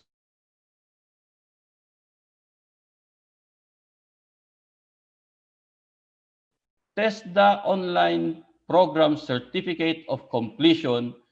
It means then that the learning outcomes for that module or for that course are in accordance with the training regulation. Isn't it that when we are developing our curriculum also is based on the competency standards in the training regulation? That makes it now equivalent. So that's the reason why we are saying that this should be also be credited and recognized from the learner. And this actually, this is an advantage on the part of our TBIs, because instead na turuan nyo uli yung bata sa unit of competency na yon or sa module na yon, ay hindi na, enroll siya sa buong kurso, hindi na, because nakuha na niya doon sa TESDA online program. Well, this is now, as far as the knowledge component is concerned, the knowledge content is concerned. Kaya ang sa atin, may mga nagtatanong, pagtapos ba ng meron kang certificate of completion galing sa TESDA online program, pwede ka nang dumiretso sa TESDA assessment? The answer is yes, provided or if the learner feels that he has even without undergoing a training in skills, ay kaya niya, because either he has practiced it at home, or he has the experience, the actual experience. He just learned the knowledge from the TESDA online program. Therefore, he is qualified to undergo the TESDA national assessment. Now, how about for learners from with certificate of completion from the TESDA online program wanting to enroll in your institution? Then I think because they feel that they need still the psychomotor aspect and the social emotional aspect or the practical skills aspect, then they will enroll the whole course, and on the part of the institution, they can go directly to the practical skills. Then after that, the trainee can now be recommended to take the national assessment. Okay. So actually, this is one support to our TTIs and TBIs. Okay. If your students have accessed the TESDA online program, this is actually one support for you. And the last part here is on the reporting. Now, there is one. I think there is one slide that was missed here, and that is on the size of the classroom. The size of the classroom. Okay. With the many studies in Tibet, we have recommended before that the average size or the size of the classroom in delivering a Tibet program is 25. We are maintaining that even in this flexible learning, because all the components of learning is the same. What was changed there is the modality. In terms of the curriculum, in terms of the content, it is the same. Okay? In terms of the output, it must be the same. The quality of the output must be the same.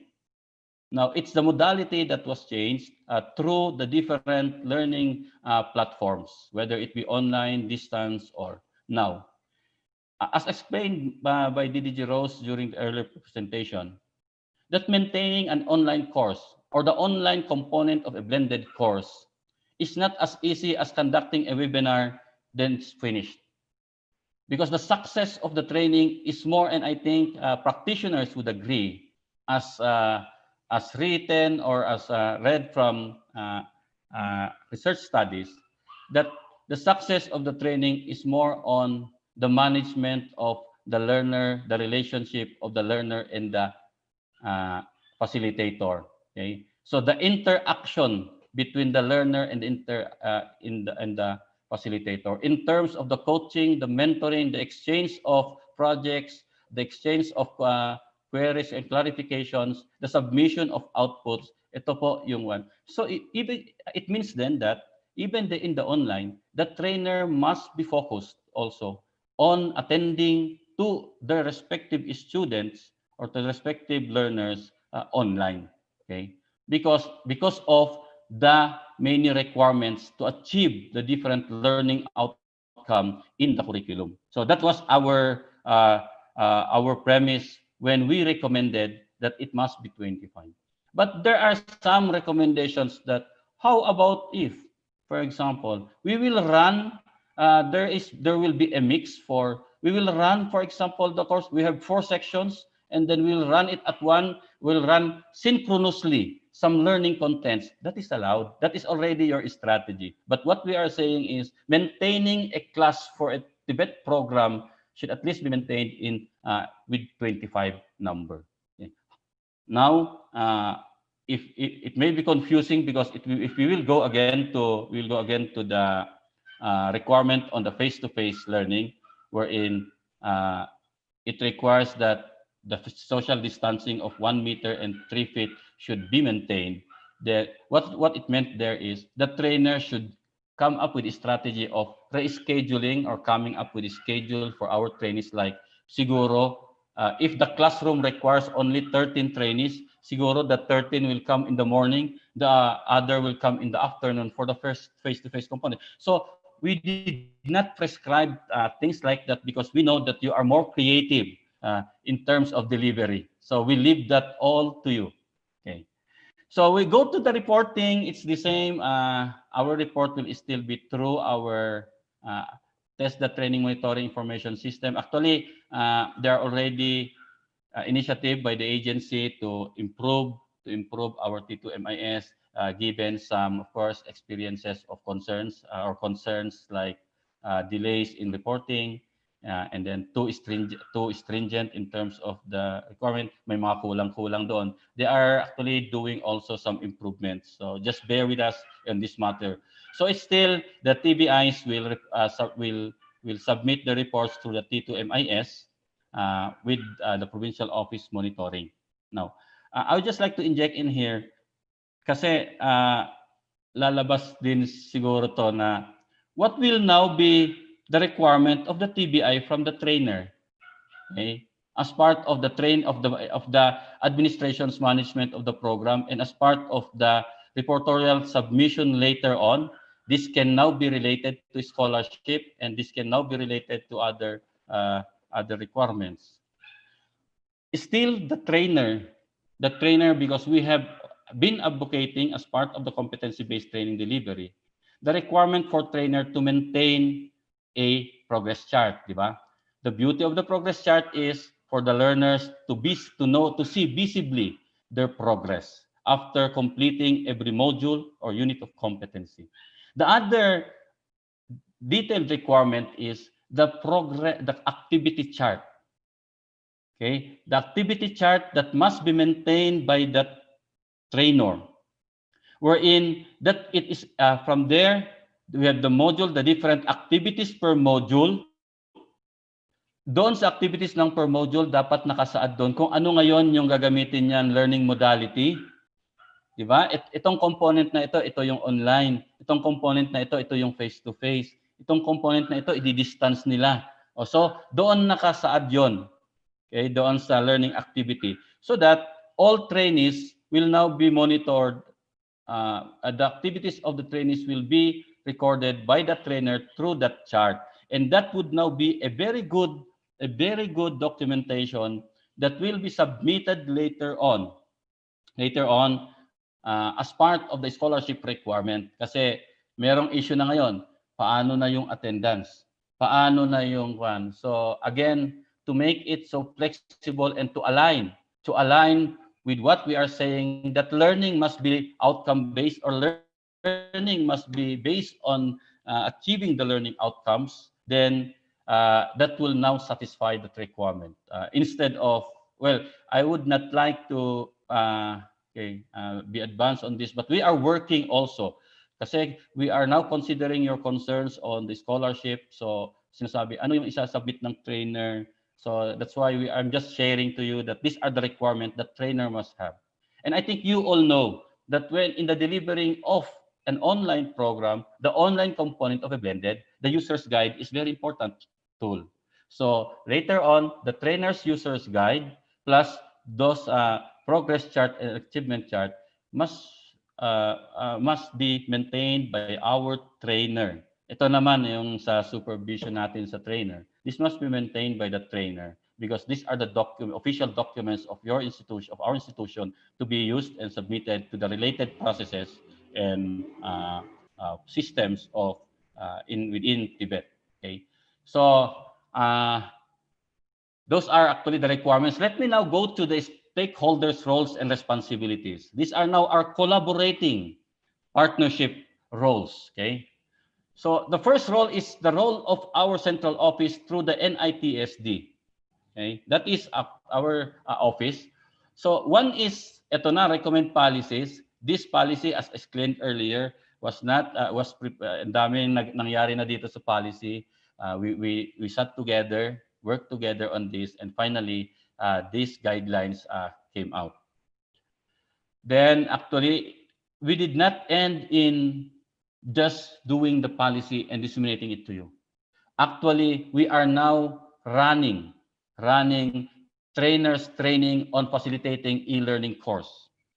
If you will just only see our formula or computation, by the end of June, we are targeting that at least 3,700 trainers should have been trained on running e-learning programs. Okay? Meaning these are training and this is not seminars. These are training, meaning it contains skills. That's why this is a 40-hour course. How to maintain an LMS, and all other learning platforms. Kasama po doon. So the first batch is actually will finish today. The next batch will start on Monday. And after that, we will be the regional offices will be running a multiplier programs in all regions of the country to especially attend to the other TBIs who were not accommodated during the first 4 batches. Okay, so that all TBIs will be attended to, all trainers of TBIs will be attended to. It will not stop on June na sinasabi kong 3-7. This will go further. This will continue for any institution that would want to register this program. If you want to register this program, it can be. So this is the other intervention that we are now doing as part of our continuity plan or as part of our O-Plan Abot Lahat. And we would like to expand the TESDA online program also, because as of now, it's limited to only 8 qualifications. It is 68 programs, meaning the 8 qualifications, the others are just certificate of competencies or unit of competencies. Okay, so we will be looking forward. We are planning already to expand developing TESDA online course programs. And as we have shared to you, this is one of the support to our TBIs. The other one is to capacitate the TESDA regional officers to operate and manage a regional TESDA online program. Okay. This is on our part. This is to delegate to our regional office the implementation so that anyone, any learner in the region, when they will enter to the platform, they can just enroll they can just go to any other institution or go to the regional LMS and attend the course. While the e-TESDA, our central office, will be left developing more programs for our TESDA online or our regional offices to implement. So that is actually our way forward. For our Trainers Academy, ito po ang nag-i-implement ng trainers, administrators, capability building programs. And they will be monitoring the multiplier programs. This is now the role of the Trainers Academy as far as this flexible learning is concerned, because the main role of our academy is really indeed administrators and trainers development capability building programs. Our regional and provincial offices, okay, one is to promote to the TBIs. I think actually just this morning at 9 o'clock, I was invited by the regional director of TESDA CAR, because right after our implementation yesterday, our session yesterday on the same session, yung implementation of flexible learning delivery, they immediately convened their private TBIs, and at present they're already conducting the ongoing po din yung session nila on flexible implementation of flexible learning delivery to the private TBIs here at Baguio and Benguet. So I was there, and then I also shared my piece there. So this is one of the, it is expected that our regional offices will do it, of course, in partnership with our association, our TBIs association, so that all our TBIs, especially those TBIs who are not able to attend now, because I understand there was a number, the numbers were limited. So you could re-echo, so that again, sabi nga ni Father, so that all of you, all of us in the Tibet community will have one common understanding. Determine the readiness of the TBIs on the capacity. I think the survey was conducted actually, and we have already a profile. We have already a summary on on the capacity of our TBIs in terms of the readiness to implement, particularly online and blended learning. And this is just a strategy on our part so that we can implement the multiplier program successfully. It will be, we have trained at the National Academy regional lead trainers, and they are the one to multiply themselves here at the region for all our TBIs or our trainers. And yes, this is the same. So evaluate and monitor the compliance of the TBIs to the requirements is implementing flexible learning. So I think what we meant here, the evaluation and monitor, is based on your submission, your application, that would now be the basis and in accordance with the minimal and flexible requirements that we stated in the guidelines, or yes, then it will now be on the provincial office to look into that all our TBIs have really the capacity to implement what they have preferred in their letter of intent.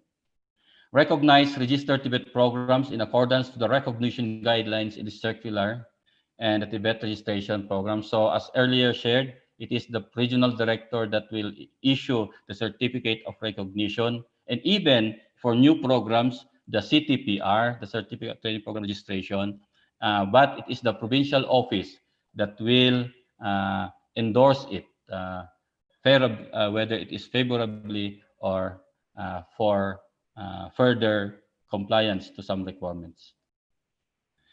Now, for our institution, this, of course, these are actually also what we have seen as on the part of the institution.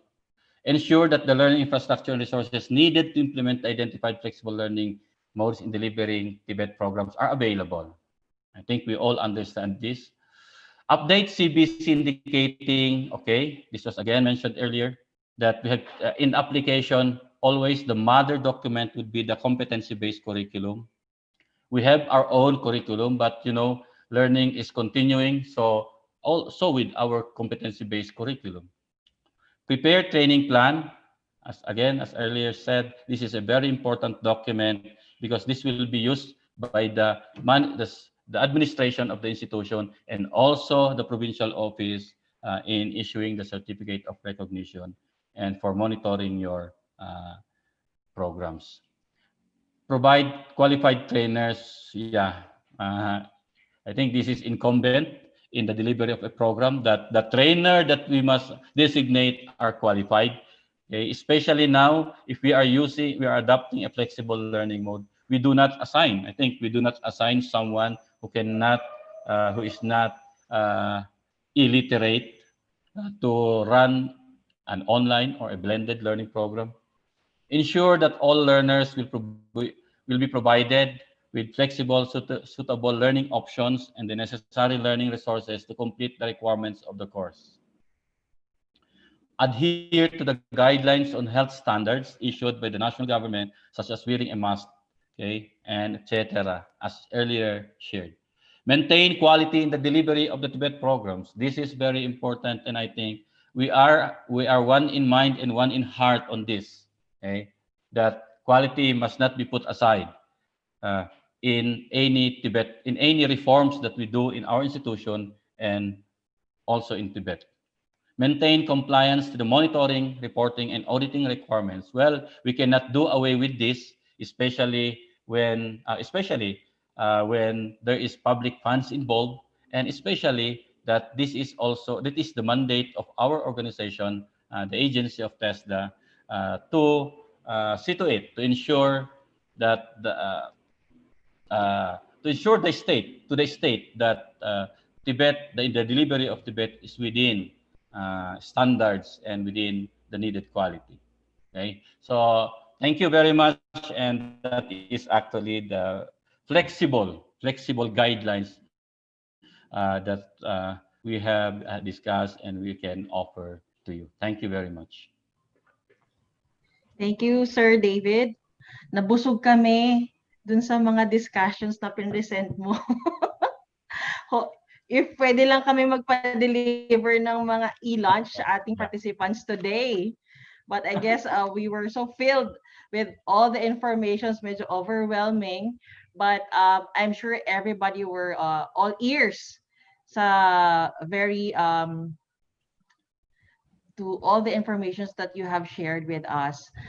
For the meantime, so that's for our part 2. We'll move to our part 3, but magkaroon muna tayo ng short break. And for your questions, yeah, so thank you, Sir David. He's our acting executive director. So for your questions, medyo busy na yung ating chat box here in our Zoom. Oo, excited na sila, sir. In our Zoom, please use our chat box to type your questions. You may raise your hand using the icon to be acknowledged and to be allowed to speak. But take note, limited po yung ating time if you wish to speak or to share your insights with us. We don't have the entire afternoon po for our discussions. And for our YouTube Live, you can use the comment section or comment box for your questions. So ongoing po yung pag-collate natin ng questions earlier on. And while Sir David and DDG Rose were discussing, our team is putting it in the slide and they were filtering it. Okay, and since now we are running 245 Zoom participants here, we would like to ask also everybody who are watching us in YouTube right now. Currently, we have 1,400 viewers in our YouTube channel. And we have around 7,410 subscribers. Also, some are watching in our Facebook page. please go to your mobile phones, use your mobile phones or your desktop or your laptop, and to your browser, you may type in our survey question for today just to see the participants. Okay, so that's www.twsa.org.ph/audience. Okay, so again, just to see and just to know the profile of our participants and attendees, please go to your browser using your mobile phones or your computers and type in tvsa.org.ph/audience and answer the questions. So we can flash later on your answers and the summary. So come on, para medyo magising tayo. Let's participate dun sa ating survey. And our big thanks to all our TVSA family, our TESDA family, TVET family. Currently, our social media or our digital community is growing. For our YouTube, we have 7,410 subscribers. So, ang daming yan. And we're very happy for subscribing. So it only shows how much you are very much interested to learn about the updates in our industry and in our TVET. And for our Facebook, wow, in just a matter of a few months, we have increased our page likes to 15,583 plus, and it's still counting. For our followers in our Facebook page, again, that's TVSA Inc. or Inc. We have now 26,792 followers. So the more, the merrier. And for our Zoom, currently our participants are on 250 plus participants. And we would like to thank again our viewers in YouTube. It's 1,400 plus. And counting. And so far, I've seen that there are around almost 400 thumbs up or likes in our video for today. There. So I hope everybody have answered our link. And we are excited to know the results. And here on your screen, you would see that in our Facebook page, if you are using your computers, personal computers or laptops, you can go to our Facebook page, that's TVSA or Tech Vox Schools Association of the Philippines Incorporated, and you may click on National TVET Meeting. Then you would be able to view our session for today, our meeting, our live stream. For mobile users, you may opt to use or go to YouTube. That's www.youtube.com/TVSA-Inc/live. Thank you. Okay, so again, please finish up and wrap up for the answering of our questions in the link provided, www.tvsa.org.ph/audience. So this is very interactive, and here is our real-time results. So out of the 251 participants or participants in our YouTube and some of our viewers, we are receiving 145 responses. And if you can see in our screen, majority is from NCR. 53% of our respondents are from NCR, that's the National Capital Region. And second goes to Calabarzon or Region 4A, who has around 36 participants or respondents, which is around 21%. So that's NCR, Calabarzon, and next is the purple one. That's Region 3. Wow, this is very consistent, huh? I think ever since we had our webinar, our web series, the figures has been very consistent. NCR, Region 4A, and Region 3.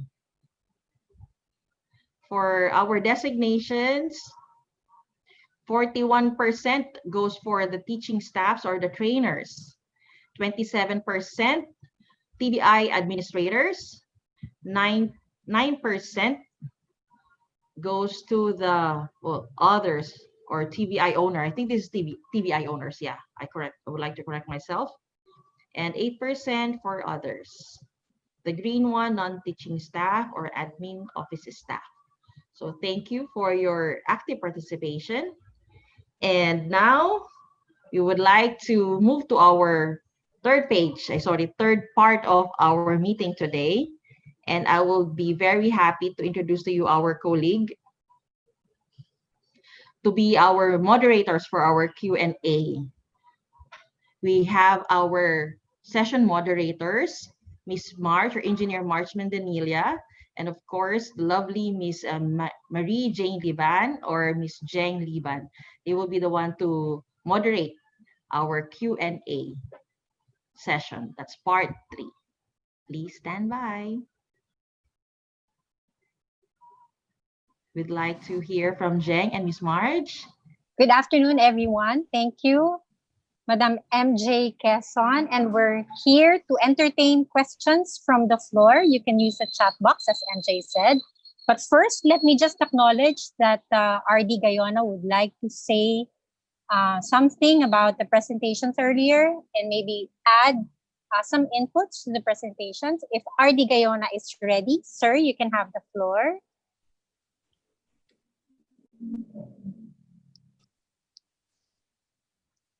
RD Gayona?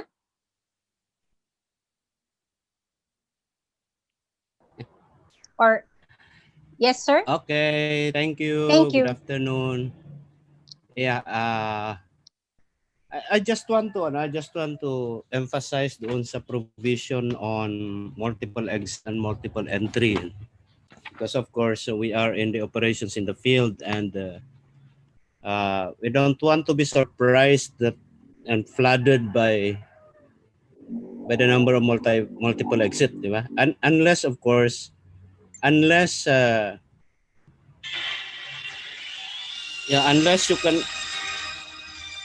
you can assure us of unless their methodology is symposium, like for example, or collaborative learning, that the fast learners together with the slow learners are learning together, then we can anticipate that there might be a flood of multiple exits, no? But what is important in here, since emphasized by the chair kanina, by Dr. Horace, the quality, and emphasized by DDG Rose and Director Dave, is the quality. Of course, you know, studies on the impact of online learning. It's flooding also our internet on several studies on how effective is the online learning. In the case of the regional operations, of course, ang critical kasi dito is that because it's outcome-based, the nominal duration will be dictated by how the learners are able to demonstrate the achievement of the learning outcomes. And I would just want to emphasize to everybody also, including our own people in TESDA, that there is the significance of analyzing test items as compared to the learning outcomes.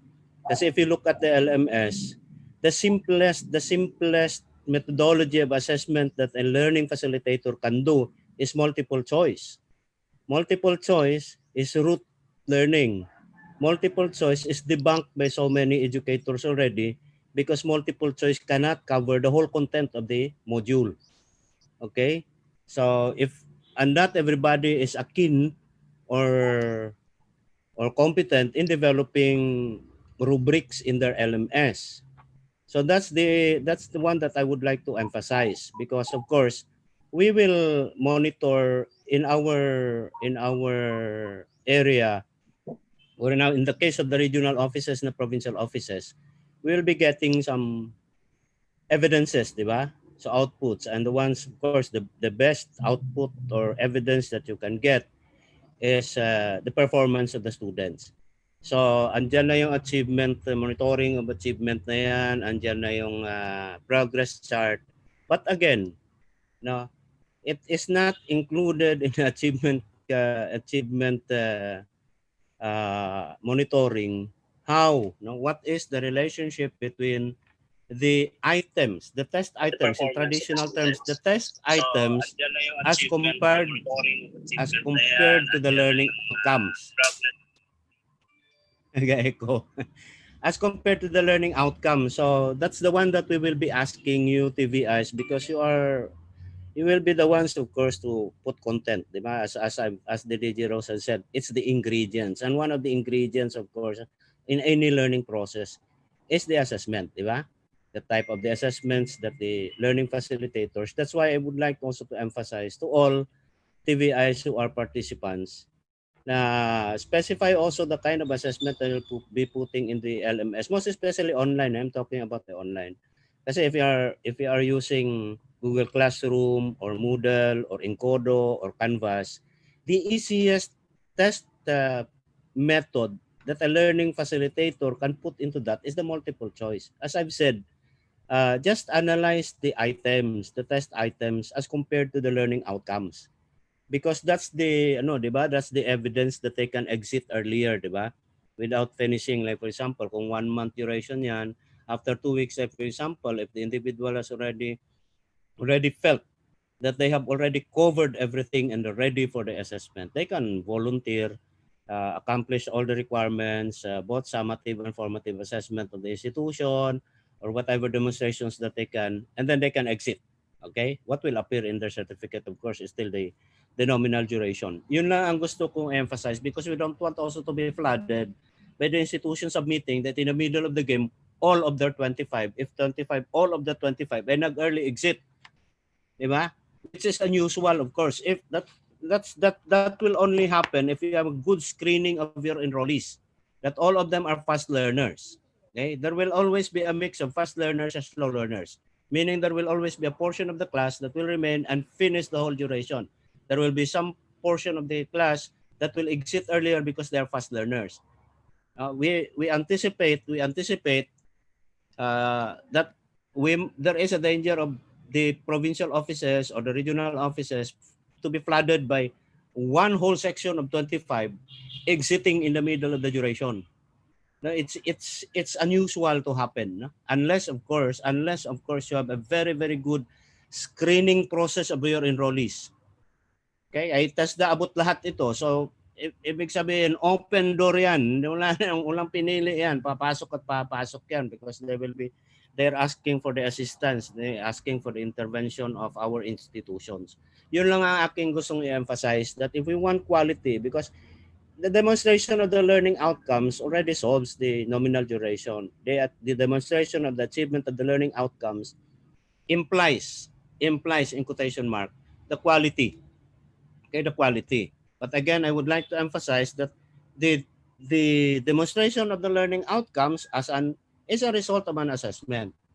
So what methodology of assessment is in the LMS? Because dadaan yan sa provincial office, hindi naman yan diretso sa amin sa regional office. Because I can always ask the institution, can I open your LMS? Can I enroll in the LMS so that I would know what are the materials that you are using to enrich, di ba? Kasi kung simple multiple choice lang yan, how many materials have you uploaded? PowerPoint ba yan? Video ba yan? Link ba yan? PDF document ba yan yung sa LMS mo? Yun ba yung nakaka-cover sa learning outcomes na yan? And then how it will be assessed. Yun lang ang gusto ko emphasize because it's on the role of the TVIs. It's in the role of your learning facilitators. And I would like to emphasize to the administrators of the institution to always guide your learning facilitators, because the simplest way of putting exams there is multiple choice, which is rote learning. Learning. It's not in-depth learning. Okay? Because it will be unusual for us to accept that the whole class of 25, unless you can show me of your screening process of your enrollment, it will be unusual for me to accept that the whole class of 25 exits together at the same time in the middle of the duration. Because in that case, I will really evaluate how did they achieve their knowledge, and they were able to apply that. And I'm Yes. talking of the region. That means I'm talking about 300 programs registered or 300 plus programs in one region, and I will be the ones personally to do that. That will be insane. It will eat up all my This is time. So, noted, sir. yun lang. Gusto ko lang Thank you. i-emphasize yan sa TEBSA, no?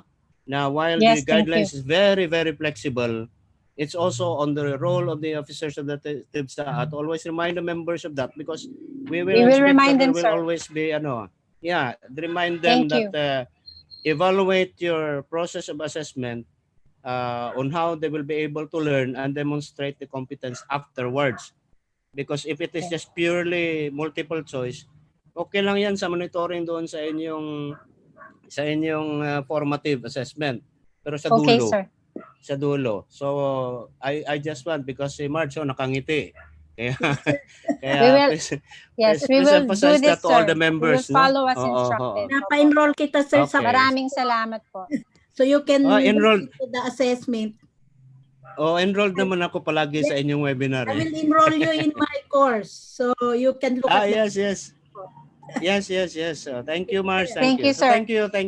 Just that comment. Thank you, sir. So in the interest of time, we will probably be just reading out loud kung ano yung mga questions na nag-gather natin to Director David.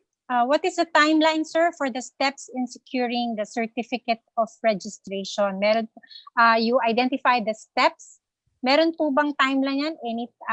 Will it take a month or 2 months? What's the target timeline, sir? Okay. Sir David? Okay, na-unmute na. Yeah, as to the time, we are referring here on the timeline of application and approval of the application. Okay, sir. Yes, sir. It was not Yeah. indicated po in the Okay. presentation kung ano po yung timelines na susundin. Actually, the timeline was yesterday, because Opo. the guidelines was actually approved in May 19, and effectively it is implemented. Yun nga lang, we are doing our part in disseminating for a clear understanding and one common understanding of the guidelines. And I think anyone now could apply, provided they have satisfied again those simple requirements. And on the part of the provincial office, I think it is our commitment that once we receive applications, as soon as possible, we have to process it, because we are complying. We are complying on the process cycle time requirements. So our answer there is actually our audit provincial office are open to applications, and once they receive the applications, they are now excited to process these applications. Okay, sir. Yes, sir. May nag-comment lang na timeline was yesterday, but we are referring to the actual process timeline po. So ayan, narinig natin kay sir na mamadaliin natin ito. So next is if TVIs get approved, in their certificate of registration, would you be allowing in certain areas na GCQ na face-to-face training, assuming they have complied with the readiness audit of TESDA? Well, our response to that is we will strictly follow LGU ordinances and the Okay, IATF ordinances. Once the Okay, IATF sir. is it's not allowed. Okay. Thank you.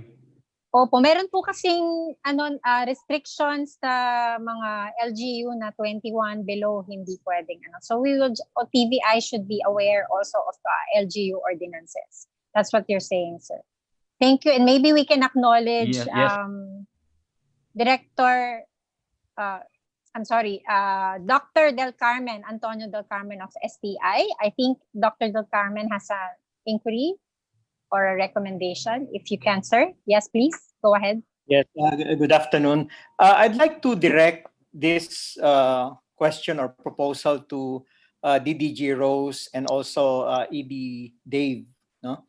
And first of all, we'd like to express, TVSA would like to express that we are thankful for the circular, but more than just being a regulatory document that provides requirements and guidelines, we were hoping that we can inject certain principles into this so that we can all bring TVET to the next level.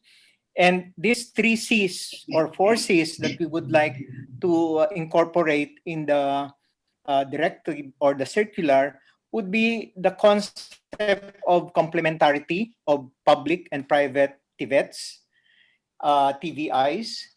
The second one is, of course, the assurance that there can be continuity in the sustainable operations of private TVIs. No? And thirdly, we hope that we can amass collaborative effort, no? So that we can work together in empowering and providing all TVIs the facility to adapt to the new delivery system of flexible learning. And of course, finally, we would like to ensure quality competency for our graduates.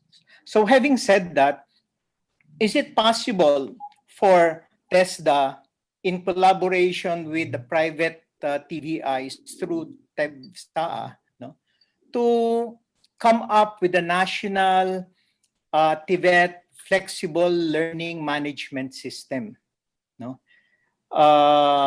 We understand that TESDA has already developed its own learning management system, but we would like to propose a national LMS that will be accessible by all TVIs and will be populated by all TVIs so that we can contribute. ED Dave was saying that they have only several programs in that system.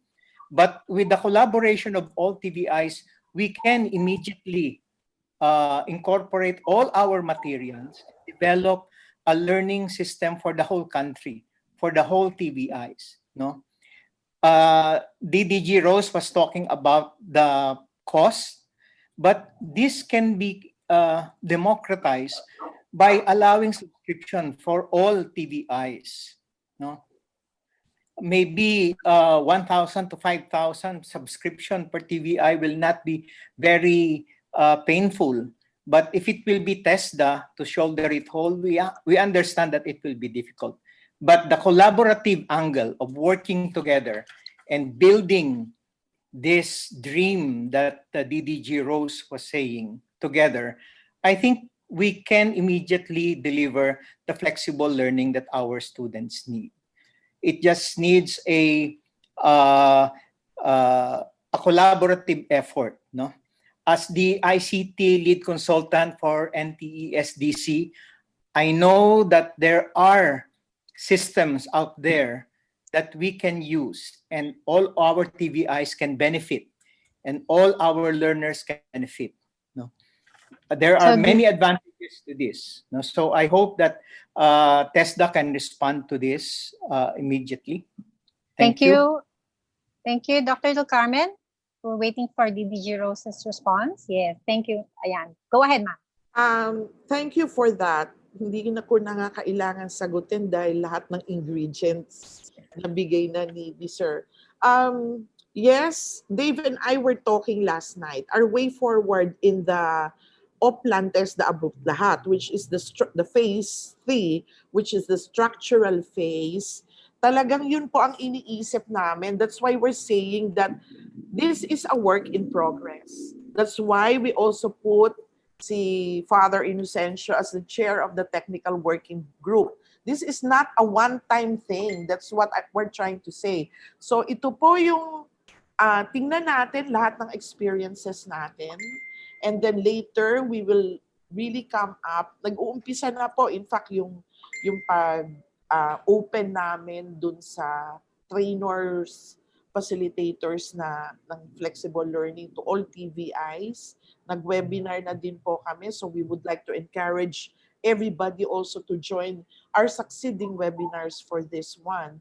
Plus, I was telling Dave, oo nga naman, bakit nga hindi dapat na together with you all, bumalik po tayo dun sa sistema ng competency-based natin na approach so that each and every one of us can readily provide and populate the TESDA online program na learning management system namin so that we can use it.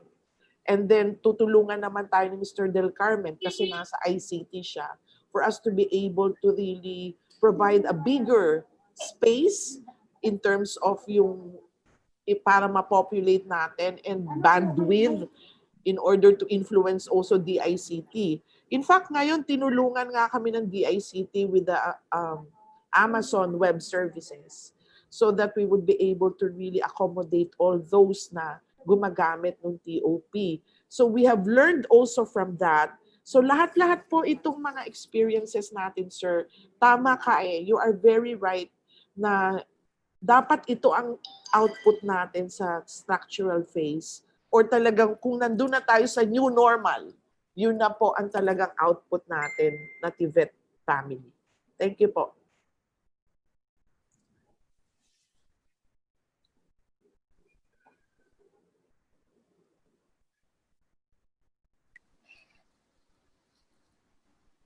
Thank you, DDG Rose.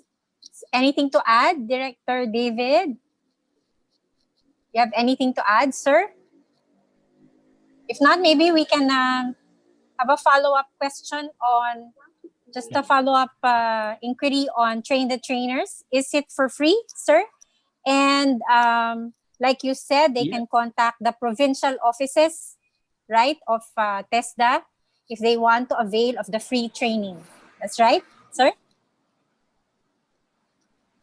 Yes, ma'am. That is actually, yes, ma'am. That is actually given free to all our TBIs, TTIs, TBIs. So in order to be, because of course the regional offices given, every region is given a slot for batch, but there will be succeeding batches. So for purposes of scheduling, they have to approach the provincial offices. Thank you. Okay, thank you. And do we have other questions from the floor? Meron pa po ba tayong tanong? Ms. March, are there questions in your lineup po? I don't know, maybe I can ask Dr. Valdez. Dr. Valdez, you have additional question?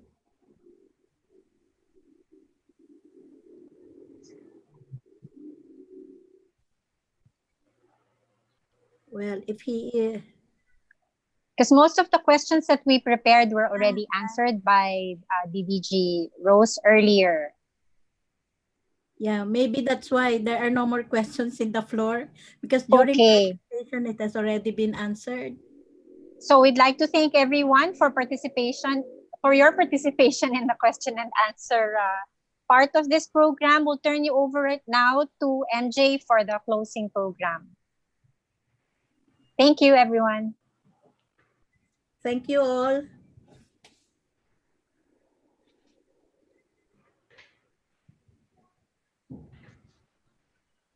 So, okay, so since MJ is not ready yet with her video, may we call Dr. Del Carmen for your synthesis of what happened today during the forum. And after Dr. Del Carmen, we'll have the closing remarks from the Vice President of TVSA External, Attorney Mick Engracia.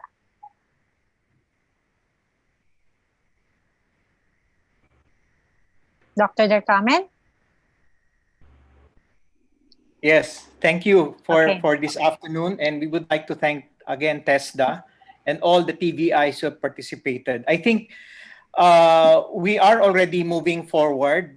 I think right now, the complementarity that we were requesting from DDG Rose will become a reality. We would like to develop this capacity of our TVIs, no? And we're not only looking at those who are already able to provide flexible learning, we are also looking after those TVIs who may not have the capacity. That's why if we can develop and come up with this national TVET flexible learning management system and implement it nationwide, then it will be easier for us to standardize the TVET education. We will be able to train our trainers anywhere in the country. And even the scholarship program will be democratized because TVIs will only need to provide the face-to-face and the assessment phase of the program. More importantly, I think the contribution of the individual private TVIs in helping TESDA develop all these materials that we need yesterday, no?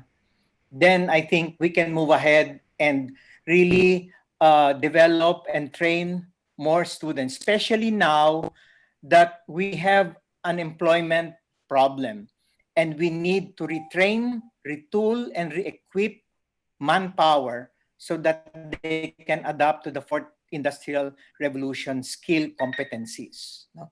So I hope and we look forward to really working hand in hand with TESDA, and we hope that they will also recognize that our private TVIs are here to support the government and to provide flexible learning to all our learners. Thank you very much and good afternoon. Thank you, Dr. Del Carmen. And for the closing message from the TechBox Schools Association, let's welcome the Vice President for External, Attorney Mick Engracia.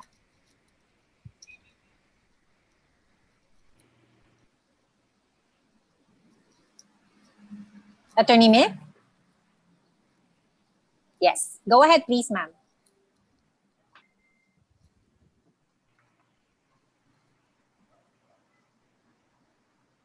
Yes, Attorney Mick, you may go ahead. Please unmute yourself. Please unmute yourself, ma'am. Okay.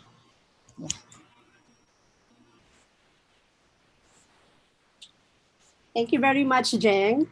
Let me first give my courtesy to our respected Deputy Director General. We always say she's our idol in TESDA, DDG Rose.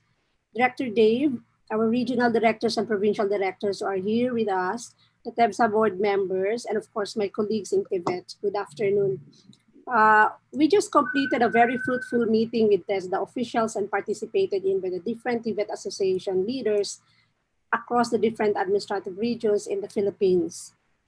I understand we have more than 1,000 viewers in YouTube and more than 1,000 in Facebook, and we have more than close to 250 participants here in the Zoom room. Most of us, if not all, have our own takeaways from this experience we just had. But I am very sure that each of us are bringing home with us a clearer and better understanding of the implementing guidelines of flexible learning. All of this information and clarification of information that have been presented to all TVIs who are here with us, hopefully will equip us in our respective strategic plans and actions, as well as guide us in our directions in our respective TVET operations in the new normal. With that, in behalf of TESDA board, we would like to thank everyone for your very valuable participation. And we thank TESDA, particularly DDG Rose, for accommodating our request to broadcast the guidelines on flexible learning to all TVIs and defying a hierarchical information line with the aim of getting a clearer view and a uniform understanding and interpretation for all before it's going to be realistically implemented on the ground. Now that we have listened to the top officials of TESDA and clarified issues with them through our questions, we can only hope that all the knowledge and information we got here have added to our readiness for the new normal in whatever way that we can actually apply in our respective environment. Thank you very much to everyone. Thank you, Jeng. Thank you, Ma'am Marge. Thank you, TVSA. Thank you, Attorney Mick. Okay, so I believe that we have learned a lot so much for today, and we will definitely thank our resource speakers. It's a family. My takeaway for today is we are a family and we would like, everybody likes to have pancit. Different types of ingredients, different types of cooking, anong klaseng ingredients, but by the end of the day, everybody gets to enjoy pancit. And again, we would like to remind everybody that this video is in YouTube. So those who have not were not able to catch up or dear TDG Rose, you may replay the video. And we also have our Viber community. Again, for our TVSA community, Viber community, our objective is to have faster line of communication. Right now, it's impossible for us to meet face-to-face. So we're trying to maximize our connections through online. So we have our TVSA Viber community. Feel free to join us. And again, we'll be sending our certificate of appreciation to our guest speakers today, DDG Rose and our acting executive director, Sir David. So again, since nasa digital era, we'll not be able to personally award you our certificate of appreciation. We'll send it through our email, or we can send it through our career partners, which is done using our apps. Again, we would like to thank everybody for your time. And for the rest of you who have questions, we'll be still communicating. Online naman tayo lagi and very accommodating yung office nila Sir David and ni Miss DDG Rose. So thank you everybody and enjoy your lunch. DDG Rose, thank you talaga for accepting our invitation. Finally po talaga, hearing from you and from Sir David, all of us from Luzon, Visayas, and Mindanao na mga TVI, TVET, narinig talaga na namin and mas clearer ng understanding namin about the TESDA Circular 062. For any of the TVIs that we have today, feel free to send us an email. If there's anything that we can be of assistance to you, it's flashed on the screen. That's secretariat@tvsa.org.ph. And also our website is active. You may send in your comments and your suggestions. And don't forget to like and subscribe our Facebook page and YouTube. So lahat tayo nandiyan na sa mga different platforms. Everything is provided. Again, like our lesson for today, flexible learning. So lahat na ng modalities pwede. You just have to make sure to declare it dun sa ating present ni Executive Director Acting na si Sir David na may sample ng provide. Make sure that i-declare niya lang ng tama. There. So don't forget our 4 C's. Again, on behalf of my team and TVSA, this will not be the last. For sure, meron pa. Let's stay connected. And don't forget those who would like to post photos or any souvenir of our discussions today online, use our hashtags. That's hashtag TVSA, hashtag TESDA, and hashtag WeHealTVET as one. Okay, so again, thank you very much sa lahat po ng RDs, regional directors, provincial directors, district directors. Marami pong salamat sa lahat ng ating TESDA official who It's 1 o'clock. 1 o'clock na raw, who have graced our meeting today. Thank you so much. Board of Directors ng TVSA, maraming salamat.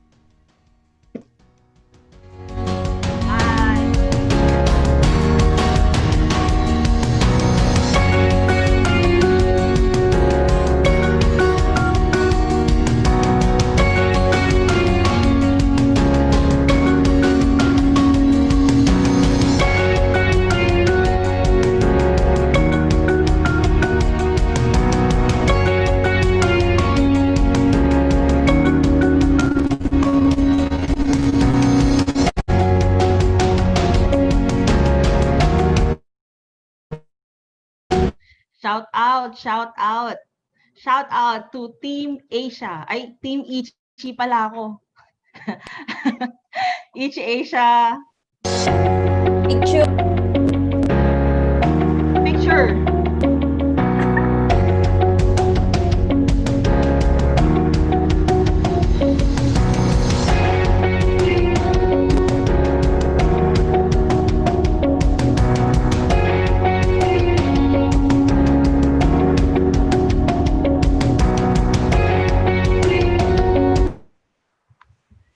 Gusto daw nila magpa-picture.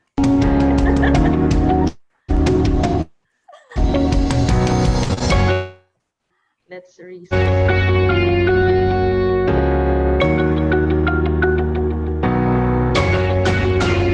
Po.